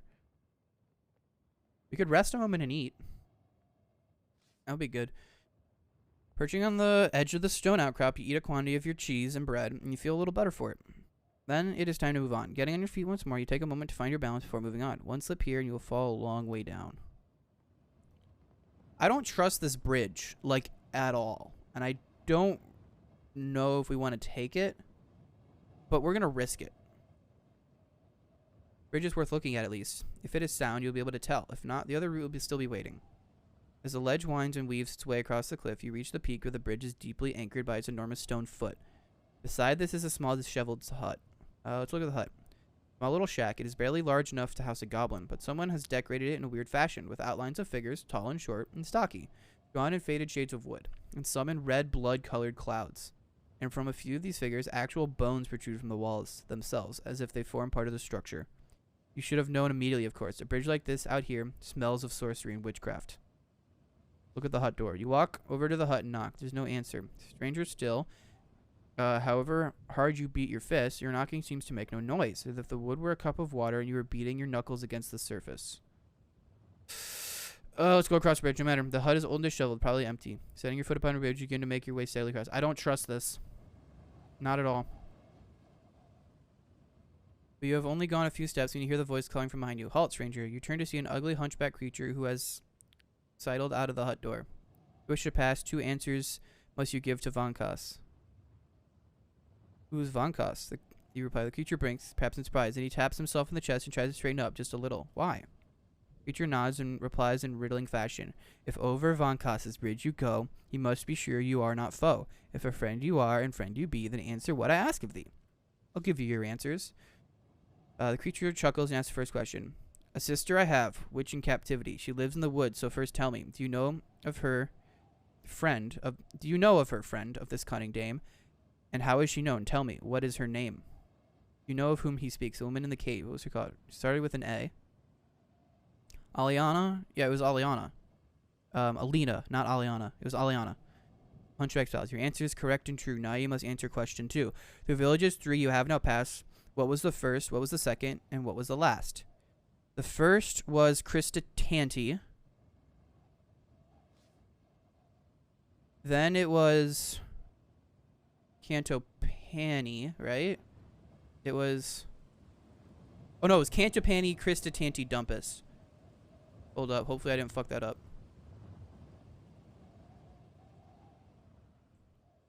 No, wait. First Cantopani. Then Krista Tanti. Finally, Dumpus. Hunchback nods once deeply, and you breathe a deep sigh of relief. He gestures for you to proceed along the bridge, but calls out one last verse of advice. Beware the lair of the cave demon's maze. Stay to listen. For traps as deadly as Medusa's gaze. Greet travelers who, of luck bereft, take passageways not to the left. Okay. So, if I go into this dude's maze, I go to the right all the time? Thank him. Gotta thank you. Oop, little typo there. And Vancast nods once more before returning to his hut. Quickly, fearing any more traps, you hurry across the rope bridge. You are rather grateful when your foot reaches the grass on the other side. You follow the pass over the crest of the hill and down into the next valley. It's now late afternoon. Thank God he didn't punish me for saying Christianity first. I could go back and change it. That was nice. Head for the town. So way down the hill, you stop for a rest and sit on a boulder to survey what lies ahead. The path leads downwards, and at its foot, cradled between three peaks, is a village, and quite a large one at that. Behind you, the sun is falling rapidly into the hills. It will be night soon. Approach the village. The village looks like a good place to stop. You hop down from the boulder and make your way forward, when an overhanging branch touches your face and you hear lively chirping. Freeze. You freeze. Hovering by your shoulders is a small creature, the size of a bird. It's childlike but very thin with green skin, and it flits around you on transparent wings. Seems friendly enough. It even lands on your shoulder, its tiny clawed toes pinching slightly. Talk to it. Greetings, little creature, and hello to you, the creature replies, chirping. My name is, Jan. What are you? The creature does a backflip and gives a low bound. I'm a Minimite. Pleased to meet you. It reaches out a tiny hand and shakes your earlobe. What can you tell me about the village? You point down to the valley. Is it safe? That's Biratanti, and it's very safe. It's the largest village in the whole of the Shamatanti Hills. Every traveler who comes this way spends at least one night there. So it's a little bit expensive, especially for Minimites, but pleasant enough. Creature starts hopping up and down. Come on, it grumbles impatiently. Let's get going, can't we? What do you want with me? That village, creature replies. Last time I tried to go through, they told me I wasn't welcome. So I wouldn't mind some protection. I can protect you. The creature squeezes your shoulder gently, like having a spider try to burrow into your skin. Creature flits to your other shoulder once more. You're not in any hurry, are you? Do you want to sleep it out in the rough? Where I'm going is dangerous. You warn the creature. You might get killed traveling with me. The creature shrugs. I've got small wings. Can't get far on my own. Well, let's get going then. I like him. Well, let's get going then. The creature shakes you by the ear in excitement, and you set off along the path once more. You descend into the bowl of the valley. The hills on either side are toweringly tall and throw the village into deep shadow. It would seem a very gloomy, threatening place, but from the streets come the distant sounds of laughter and merriment. Enter the town. Continue along the path. The sounds of festivities grow louder. It's almost spooky. Here in the shade of the valley, after so long on the dire road, the people in this village seem to be enjoying themselves. See? The man on your shoulder remarks. I told you it was a happy place. What's going on? Are they bewitched? John shakes his head. No, if there was magic, believe me, I'd know. This is the Festival of the Young. What's that? Well, take a look. Jan waves a little hand around the village. The idea is that once a year, the children are allowed the freedom of the village. It's a time of great fun and lots of pranks. It becomes quickly obvious what he means. You pass the first few buildings where you find a number of children sitting in the street drinking ale from deep mugs. Further on, a young boy is holding an old woman over his knee and is spanking her. On the other side of the street, a group of boys is fighting outside a hut with the sign that reads, Glandragger's Tavern. It is all complete mayhem. Can rescue the old woman. You stride over the boy, intending to rescue the woman, but at the sight of your manner and sword, the boy puts her down and gets to his feet. What are you about? I'm the leader of this village for today. And I say, get to bed. Laugh at him. However, the boy is clearly enraged, lets out a hollering cry. Suddenly, there are hundreds of children around you, not all beggars, but well-fed and armed with sticks and pitchforks. Jan is making a hissing noise in your ear. Better run for it. Run! Following your pride, you turn right side of the village. Children follow, standing by the gates. Well, you're quite the warrior, aren't you? Okay, well, I kind of want to retry that. What's going on? Yeah, okay, we'll leave her this time. You consider helping the woman, but there's nothing you can do. It is their festival, after all. Yeah, I agree. Enter the tavern. Behind the bar, a thick-set man is wiping down mugs with an old rat. Greeting, stranger. He calls, I am Glandragor. Can I be helping you? Greetings. I've come a long way. I'm sure you have. Take a seat. You do so, and Jan leaks up on the counter. Glendragor seems amused rather than alarmed by the creature. How much is ale? 2 gold features, and it's the finest in town. Well, it's the only ale in town. I make sure that I have something for you. What do I have? Oh. What I mean to say is I had something of yours, you tell him, but I lost it. Oh yes, what was it? No, we're gonna redo. Greetings. I don't have anything for him. Actually, let's see what happens if I give him the armband. Let's just see what happens. Ever seen this before? I haven't, but he replies, I know what it is, of course. You'd better be keeping that. It's worth something. He pushes it back to you. Put it back in your arm. Been a while since I met a true warrior, he says. Where are you headed? I'm headed for Kari. Of course you are, he grins. Everybody comes through here is going to Kari, or running away from it. What can you tell me about it? Ah, Kari. I loved a girl in Kari once. It's the town for love, you know. You have to live every day like it's your last in Kari, because the chances are high that it will be. Now, there's a city of thieves if there ever was one. I'm sure you'll be right at home. I'll survive. Good for you, he replies with a nod. I suppose the worst that happened to me there was a broken heart in the end. Glandragor goes back to beyond his bar. Then a thought occurs to him. You'll be passing through Torpani, I suppose. The Svinns in Torpani are normally a merry lot, but they're pretty depressed at the moment. There's a real gloom about the place.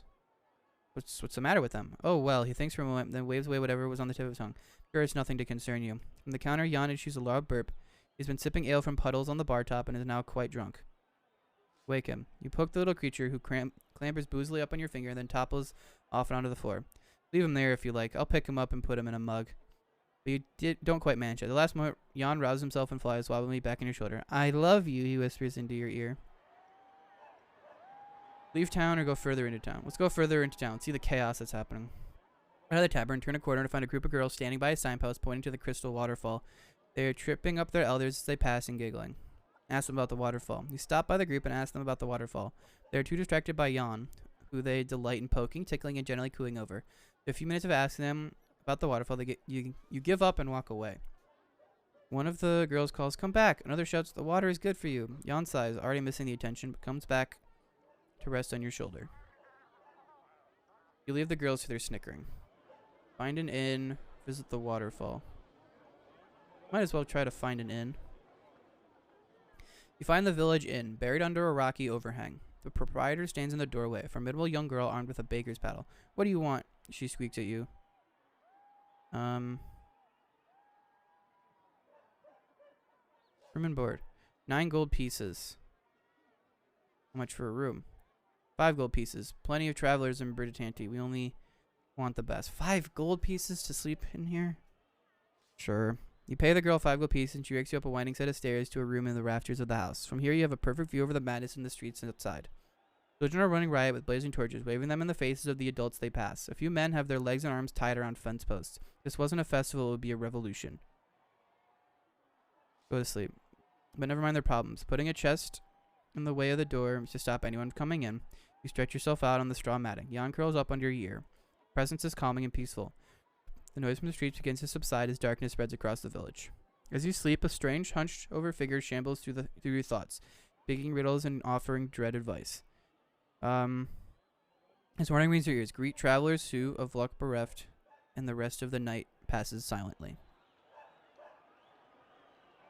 Oh, we could have gone to the waterfall then. Let's go back.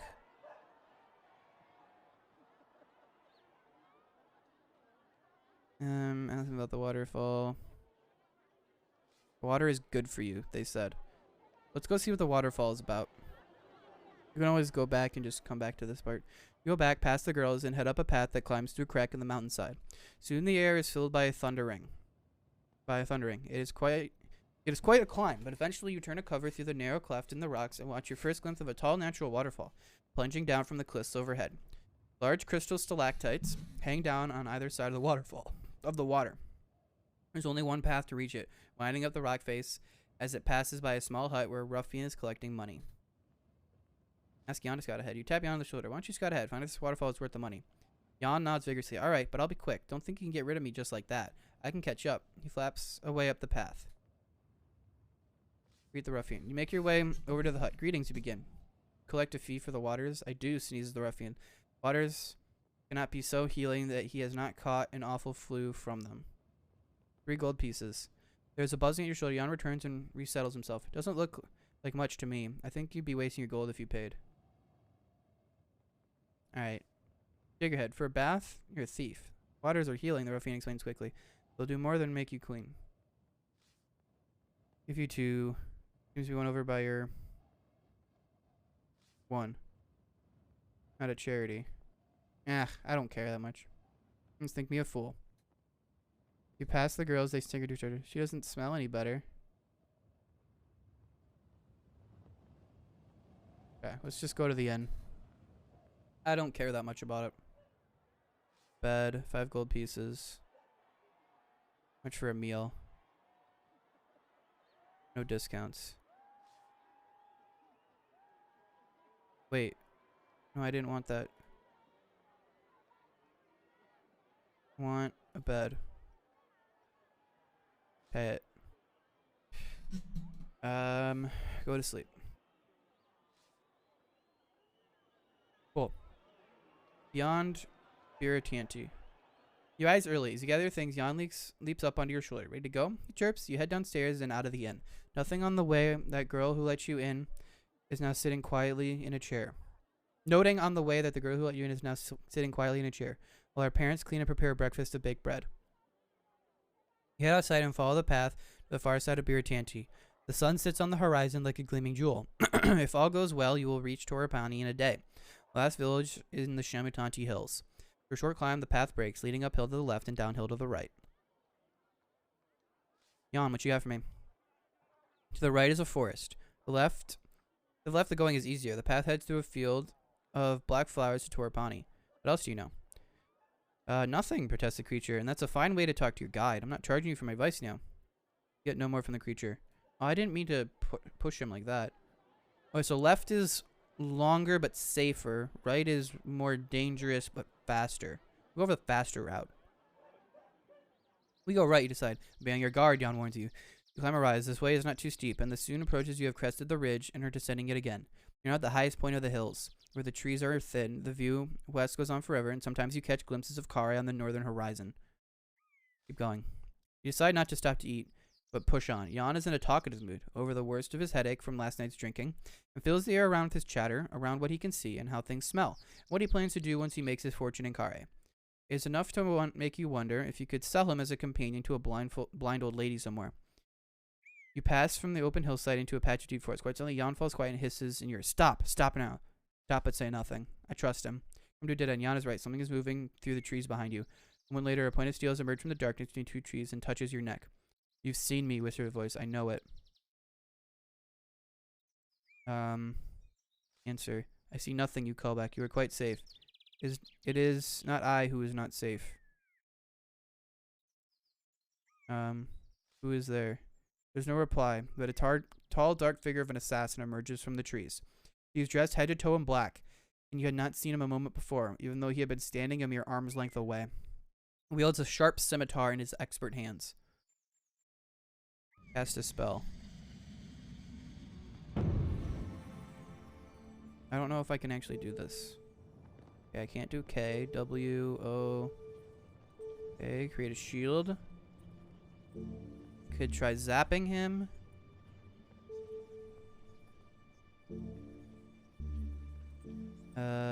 No. Let's just try fighting him. Go for just a really... See if he defends for... Yeah, he starts defending. Okay. Cast and nods at you. Taps 2 fingers across the chest, then takes a position. You begin with a quick step, expecting the assassin to be cautious at first. He covers himself. Left breathless, but otherwise unharmed. Okay, we'll go for like a medium attack. Okay. Closing his eyes, the assassin remembers a quick prayer as he sets his stance. Big thrust. Yes. You send him hurrying backwards. You rush forward with a deep, heavy slash. Blood drips from the assassin's tunic. He curses under his breath. The assassin spins his sword about to shift the sword across his body. I'm gonna say he's gonna do a defense here. Oh, fuck. Fast and laughs. Your blade close. Yep. As he pulls the blade clear, he lifts you from the floor and kicks you in your stomach. Big attack. That wasn't good. Whispers of Montree's ready to blade. Yeah, I couldn't beat that.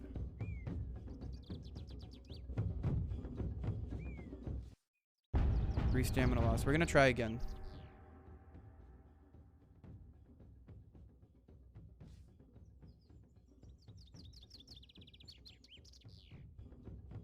Oh, fucking hell.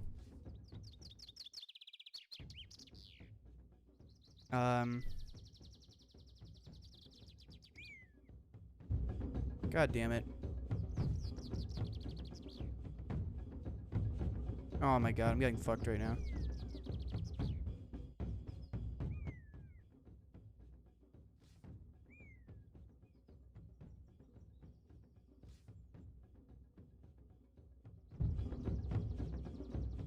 Good damage. Your duty is to sever my duty is to sever your head from your neck. Do not hold me from it. Yeah, we gotta try again. Yeah, that was bad. Your sword up to bear. Okay, we'll go for like a 2 here. This is so ADHD unfriendly. How so?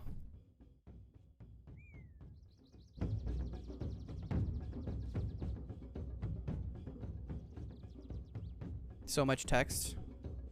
Yeah, I mean that's the point of it's the game is literally a video game video game recreation of choose your own adventure book. That's what it is. So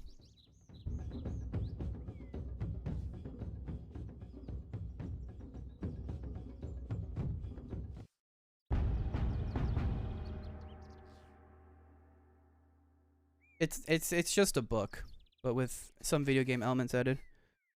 The only way you could consume it is like this, me reading. Yeah, I mean that's fair. I think this is really fun, personally. I think text-based shit is really fun if you're in the right mindset for it, you know? And like some people, obviously, it's going to be a lot harder to do. Have you been here the whole time just listening to me read?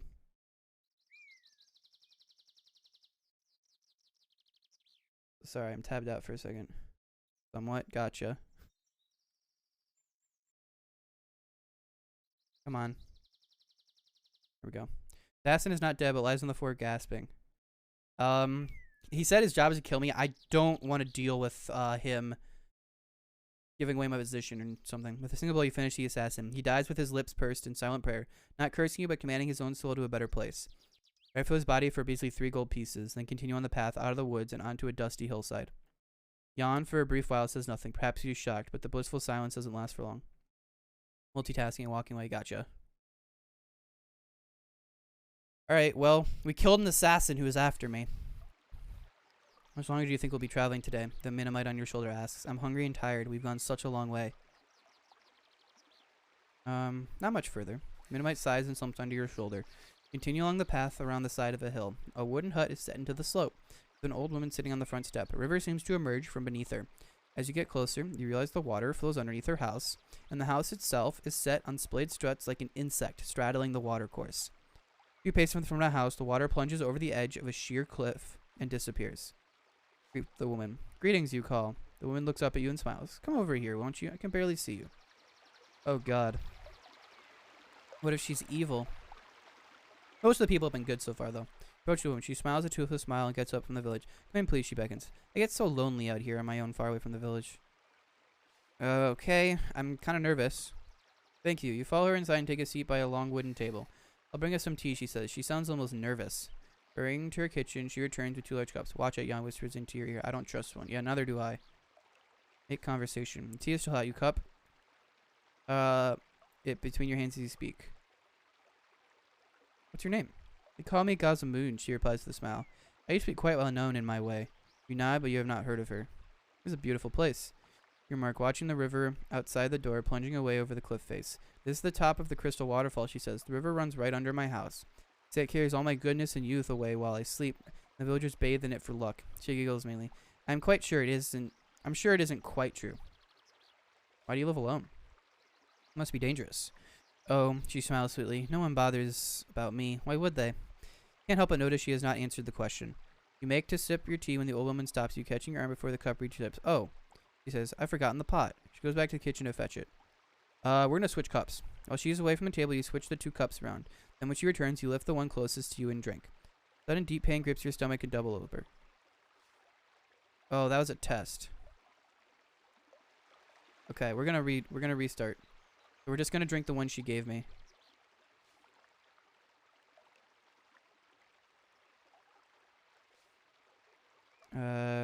Yeah, what's your name? Why do you live alone?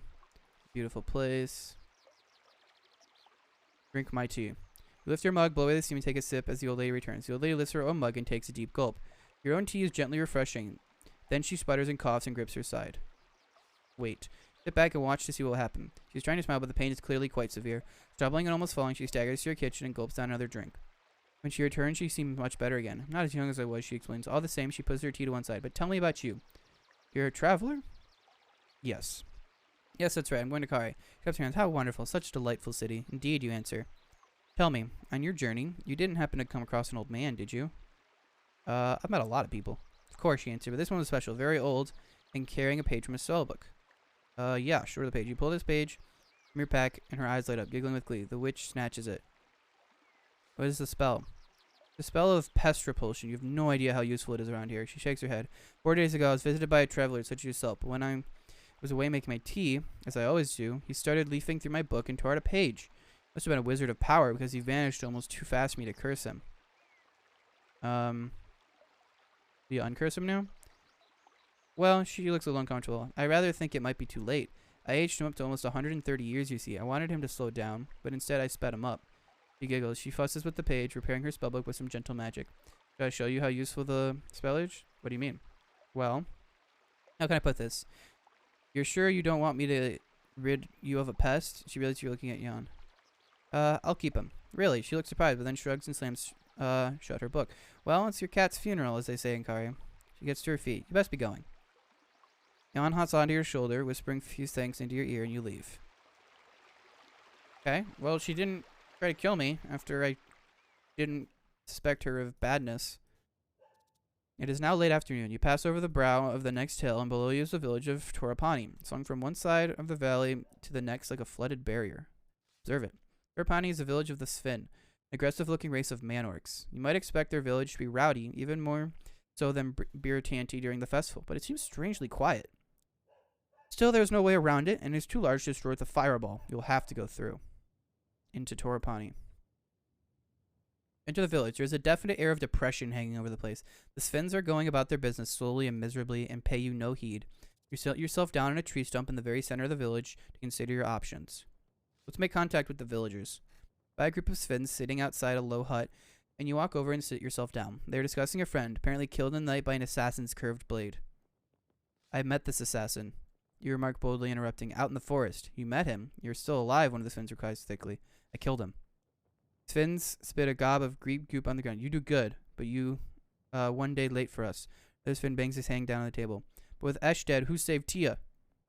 Who is Tia? Our flower, the Sven, who answers, wipes a tear from the corner of his eyes, scratching himself painfully with an uncut fingernail. Tia is Chief's daughter, the other Sven says. Esh was to save her. Now Esh not alive. So Tia, soon not alive. What happened to her? Goblins, they sacrifice. Sacrifice? He's unsure of the word, so mimes a gesture like stabbing downwards knife blade. Yes, sacrifice to great cave demon. Trouble is, another says, our village die if chief line end. Tia is end. So if end ends, we end. All very sad. Very sad, they agree. Who you? One asks suddenly, as if only thinking of it. He prods you in the chest. Warrior. Warrior! A sudden gleam enters the biggest minds. Great warrior? The greatest. Best is good. The Meke Tifa. He signals to the others, who are quickly on their feet. Big hefty arms swinging for you. We take to chief! Where you can resist, they have you and are hauling you bodily onto their shoulders.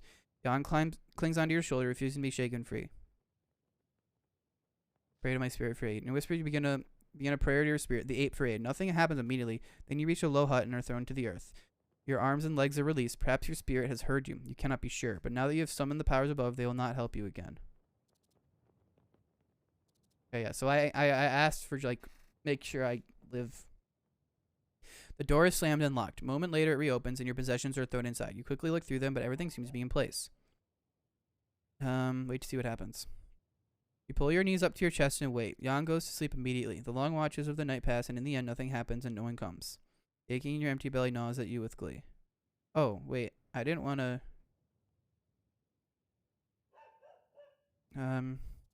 Eat something. Pull your knapsack, you pull out some of your provisions and eat it. Nothing else happens. Try to sleep. Figuring they will probably now wait until daylight, you put your head down to sleep. Your dreams are filled with grasping hands and large dark nails scratching at your flesh. However much you toss and turn on the floor, you cannot quite get them out of your mind. Daybreak. Daybreak. You are still alone. An hour passes before you hear any noise outside, and then the door to the hut opens and 5 Sphinx come in. They drag you roughly out and across the street to another hut where an old man with gray hair sits. He's wearing outlandish, colorful robes. My name, Procyon, Chief. He slaps his chest twice. I apologize. Then he bows, brushing dust on the floor with his sleeves. Apology accepted. Chief nods. He waves to a menial who brings in bread and milk. Eat it. Likely you bolt down the meal. It does not seem to be poisoned, and it nourishes you. The bowl is removed, and the chief squats down in a pool of cloth. Jan cowers under your own cloak, hoping to go unnoticed. I have need of you and your strength. I'll help if I can. Chief bows. I am grateful. My daughter, my child, she is taken, offered to a terrible demon below. Goblins. Chief spits at the word goblins. He shakes his head as tears well up in his eyes. We never friends, but we never enemies like this. I do not understand their hate. Why do they care about demons in caves? I will save her. The chief wipes away a tear with a clawed finger. He gestures to the other Sphinx who, still taking no chances, grab you by your arms and haul you to your feet. Okay, so this is probably where the demon shit comes in. I needed to take right paths. Don't go to the left, is what I gathered. You're led along a short pathway through the forest to a crack in the ground. One Sphinx has brought a rope and another a basket, and are preparing to lower you down to the pit of the earth itself. You will pay me richly for this. The Sphinx nod. The chief replies, we are poor, but we will try. Good. Watch the darkness, he declares, as they try to start to lower you down. When your shoulder Jan murmurs, we're in trouble now, he shivers. You don't realize. You can't use magic with me around. And I'm not going anywhere. You hit the floor with a thud and peer into the darkness. Your eyes can make out nothing, but a slight breeze suggests endless space in all directions. You are blind, helpless, trapped. Something clatters to your feet from above. One of the Sphinx shouts something down to you. Feel for the walls. You reach out your arms both directions. You find a wall behind you and another in front, gently curved. Left and right is empty space. Something else falls from above and strikes you in the head. Tinderbox, calls the voice. Feel around for the tinderbox. Rubbing the bruise on your head, you reach down to find the tinderbox. I'm not going to curse whoever hit me. Crouch down and feel around your feet until your hand closes on the base of something. You pick it up. It is a dry wood torch. Light the torch. You strike the torch and the torch blazes into flame. Cool. Now we have a torch. Below. You can see now you are in a large cavern, wide and deep. At the far end, passageways disappear to the left and right. Through an uneven rockfall, the end of the caravan, you hear a murmur. Go left, go right, listen by the rock. You can clamber over the edge of the cavern to investigate the sound. It is a whimpering coming from the other side of the pile of stones. The Sphinx girl, perhaps? She came in this way, but the cave-in blocked off her path. You have to find another way to reach her. We gotta go to the right. Turn right, creeping slowly forward. Passage rises up, gentle incline. At the top, a thick crystal seam glitters in the torchlight. Hello, Mr. Smarties. At the top, a thick crystal seam glitters in the torchlight. The tunnel ends in a T-junction. Look at the crystal. The seam seems to have been made of pure diamond. It was no doubt in quest of this that these tunnels were carved. Why is no one mining here now? You got the crystal. You try to pry some diamonds through from the incredible seam in the rock, but your sword is not up to the task, and you would only make it blunt.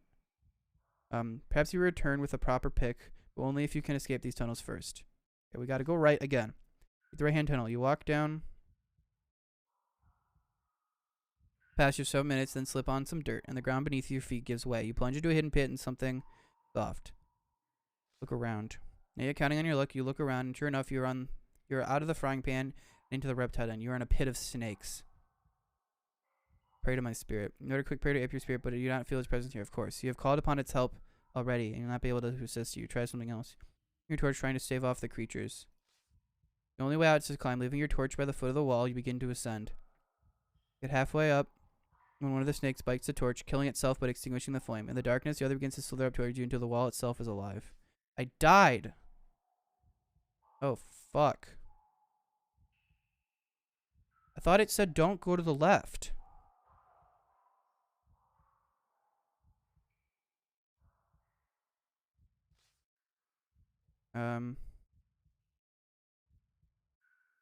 No, I clicked the wrong one.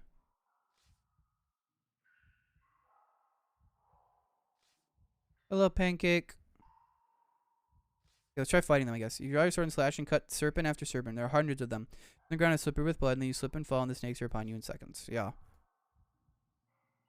Okay. Let's see. Go right. Go left. You remember you haven't been on Twitch one? I feel like I do. Go left. Here the cave system widens. Pendulous stalactites hang from the ceiling, as if about to fall and skewer you into place. You skirt between them, following a thin, safe path, till a side passage opens on the right. We'll go right. We played Unite together. Yeah. After a few minutes, walk up a shallow incline. You begin to hear something in the distance, a low rumbling. Wait and see. You wait to see what happens. The rumbling gets loud, and then your hair stands on end as you see a large, rounded boulder rolling swiftly down the passage towards you. The rock is almost perfect fit for the tunnel, and its speed is increasing as you dither. You will not let your journey end here. Find a gap to soothe it. You look closer for a gap, the tunnel wall, which press your body. There is one. You dive for it, but it is a few inches too shallow. Fuck. Okay, it was right, left, straight on. Passageway slopes down a short way, and the passageway appears on your left. Two stones are stacked on top of one another against the wall here. Examine the stones. Nothing special about the two stones, except that they happen to be on top of one another. Go straight on. You creep forward towards the dark. The tunnel twists and bends sharply, as if carved by a river now long since dried away. You lose all sense of which way is which, except to keep going forward where the passage you are following splits. There is a stacked pair of stones here as well. Go right. Take the right-handed tunnel. The cave floor here is an inch deep in water, dripping from an arched ceiling far above.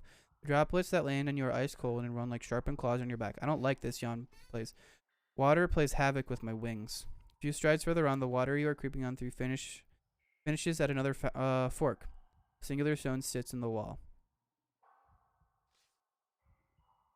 You take the left passage. This is the going is suddenly more difficult, and you realize that the tunnel is climbing up at a sharp gradient. Little stones rattle and roll away downwards into the dark. At the highest point, a crack splits the wall on the left. As you enter, two stones roll away down the slope.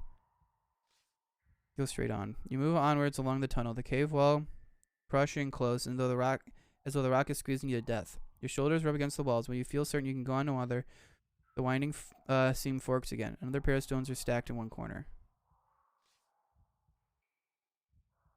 Oh, God.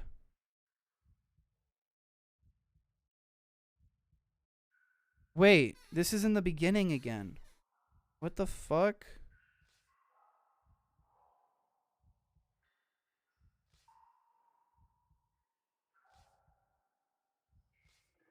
Dude, how the fuck am I supposed to find my way through this? What is happening? Let's just see what happens if I go left.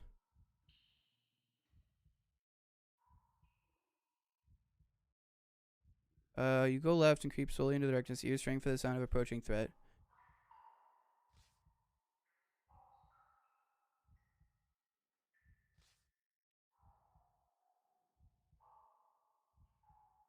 Go left.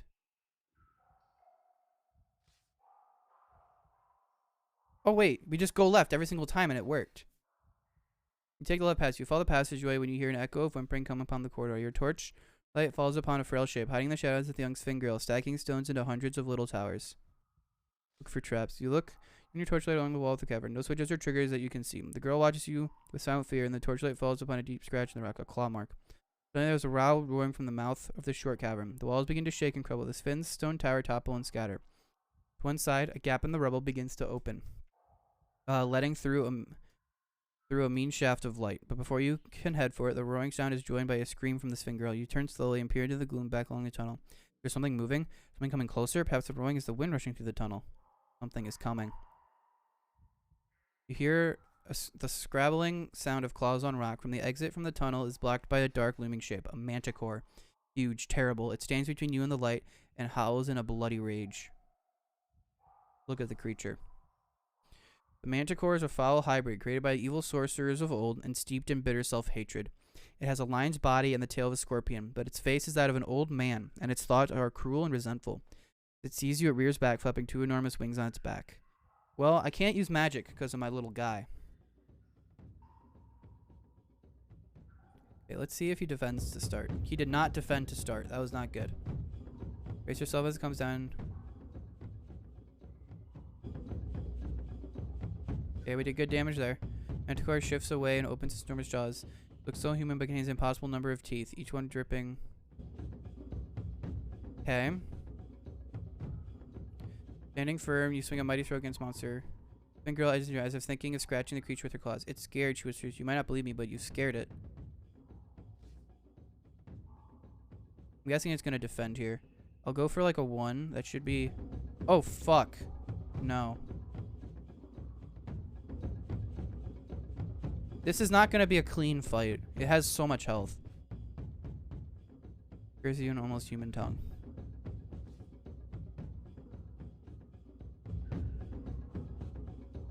I just kind of have to do my best. Creature crashed against one wall. Foul beast is weakening.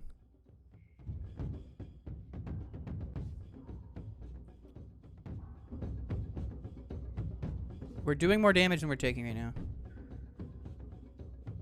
He kind of has this. He's kind of attacking. He's not like defending at all.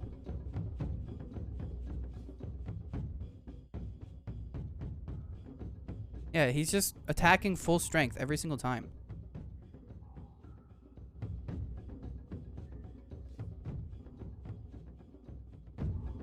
Oh, fuck.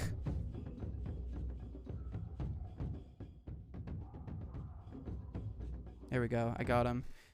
There's a lot of damage, though. Should we try again? 12 damage? No, I think that's... It's going to be hard to beat that guy with less. Noise in the chambers, the hammering of your heart, and the quiet breathing of the Sphin Girl. Then the midnight breaks out into loud cheer, whipping and punching the air. You bow to him. Thank you, the Sphin Girl murmurs, then tugging your arm this way. She leads you toward the light through a gap in the rocks, the pool of sunlight, into the first cavern. Escape! Get the fuck out of here! Wave the torch, hoping to attract attention. Tell the girl to call up. Girl, call your father. Sphin nods mutely, then balls at him. Proceus, I'm here. Then something drops down. A rope with a basket on the end. Get in together, Chief calls from above. We'll pull you both up. Okay. Step into the basket and help the girl to clamber in with you. Ready? The spins above begin to haul. The rope stretches and grows taut, but the basket doesn't move. And the rope starts to make a squealing noise, and the basket lifts a finger width off the floor. Get out and let the girl go first. Haul away. The spins get a great climb, begin to pull you up. And she is gone. Minute passes. Nothing. Call up. Oh, fucking hell.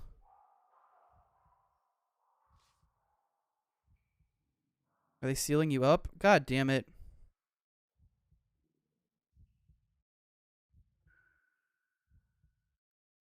Call up myself. Are you there? I have her. Get in together. Get in. Okay, we'll let her out. Minute passes, nothing. Wait, what?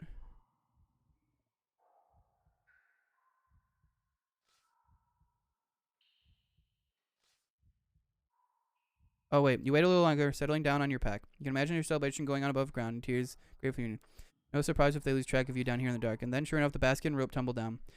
You clamber quickly in, and they haul you up. Above ground, the chief himself helps you out onto the grass. His daughter's with him, clutching his hand. My daughter tells you fought bravely. For that I am grateful. I invite you with us back to our Pawnee. Will you come? Yeah. Give me some food and, like, heal me up. That would be nice. Take what they have offered you. I will come. As they enter the village, it erupts into celebration. You're given a place to stay and recuperate from your long journey. A visit to the healing priest treats your wounds, and when you emerge, it is to find the village. Before so somber and silent, now in full life. Flowers are tied to every rooftop, and bands of spins are playing music on long, strangely shaped lyres. You are whisked away into the dance of Proceus' daughter before the chief can welcome you to the feast. The night is glorious. Oh shit, I got a bunch of gold. Now you sleep heavily and rise the next morning to continue journey. Chief meets you before you go. My good friend, he declares, you have saved us. He presses 2 gifts in your hand. A pouch of 10 gold pieces, a fortune for a place like this, and a key. This opened the south city gate of Kare. I hope it is of use. Perform one last transaction before you go. Exchanging your emeralds for 24 gold. 24 further. Ooh, I got 4 extra gold for the... Because I thought I was going to get 20 out of them. 24 further gold pieces with the chief. It is a much safer way to carry valuables as you can stash them around your body in your boots and under your belt. Then it is time to leave. Take your leave. The path winds away from the Torpani, and soon you are on a downward slope away from the Shamatanti hills. Through stepped rice fields. As you walk, you feel for the first time the loneliness of the path ahead. Though Kare is a busy city, there is no honor among thieves. Beyond Kare, there is nothing but the vicious wasteland. You have no one to trust in the days ahead. In the distance rises the wall of a great city, the first true stonework you have seen since you left home. From your shoulder, you feel yawn hop away into the air. I don't mind the manicore he hisses, but this place I'm afraid of. Take care, you'll need it. Then he buzzes away into the sky and is gone. I wonder if you'll ever see him again. Alright, we did good. We got, like, so much gold for being there. Let's go! I think that's the end of the first book. Your journey through Shamatanti Hills is completed. Along the way, you have made no useful friendships, but have given the key to the gates of Kare. No useful friendships? How? You made friends with, like, everybody. You collected no magical artifacts. You were armed with a longsword, Ragnarista's armband of sword mastery, and your original sword, and have 2 rations of 42 gold pieces and a spellbook. We did well, I feel like. Wait, what? What did I click?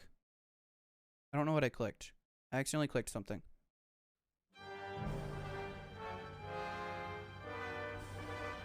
What happened? Wait. Wait.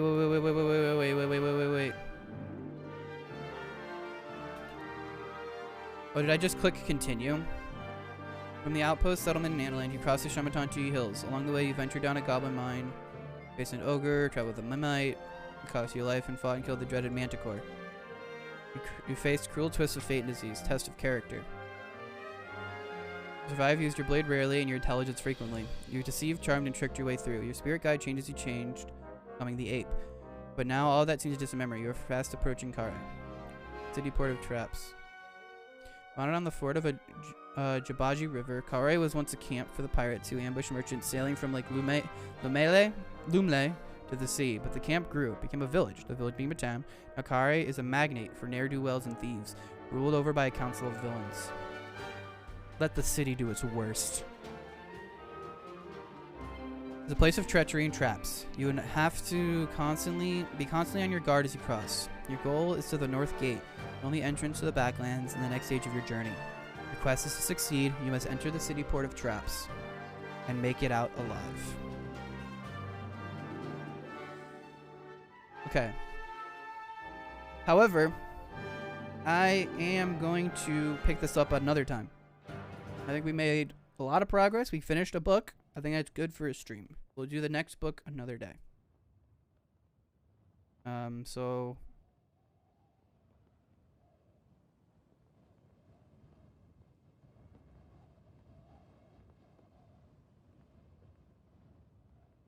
why can't I just leave? Can I just Alt F4? Will that work? I guess so. Anyways, thank you everybody for hanging out and shit. I appreciate it.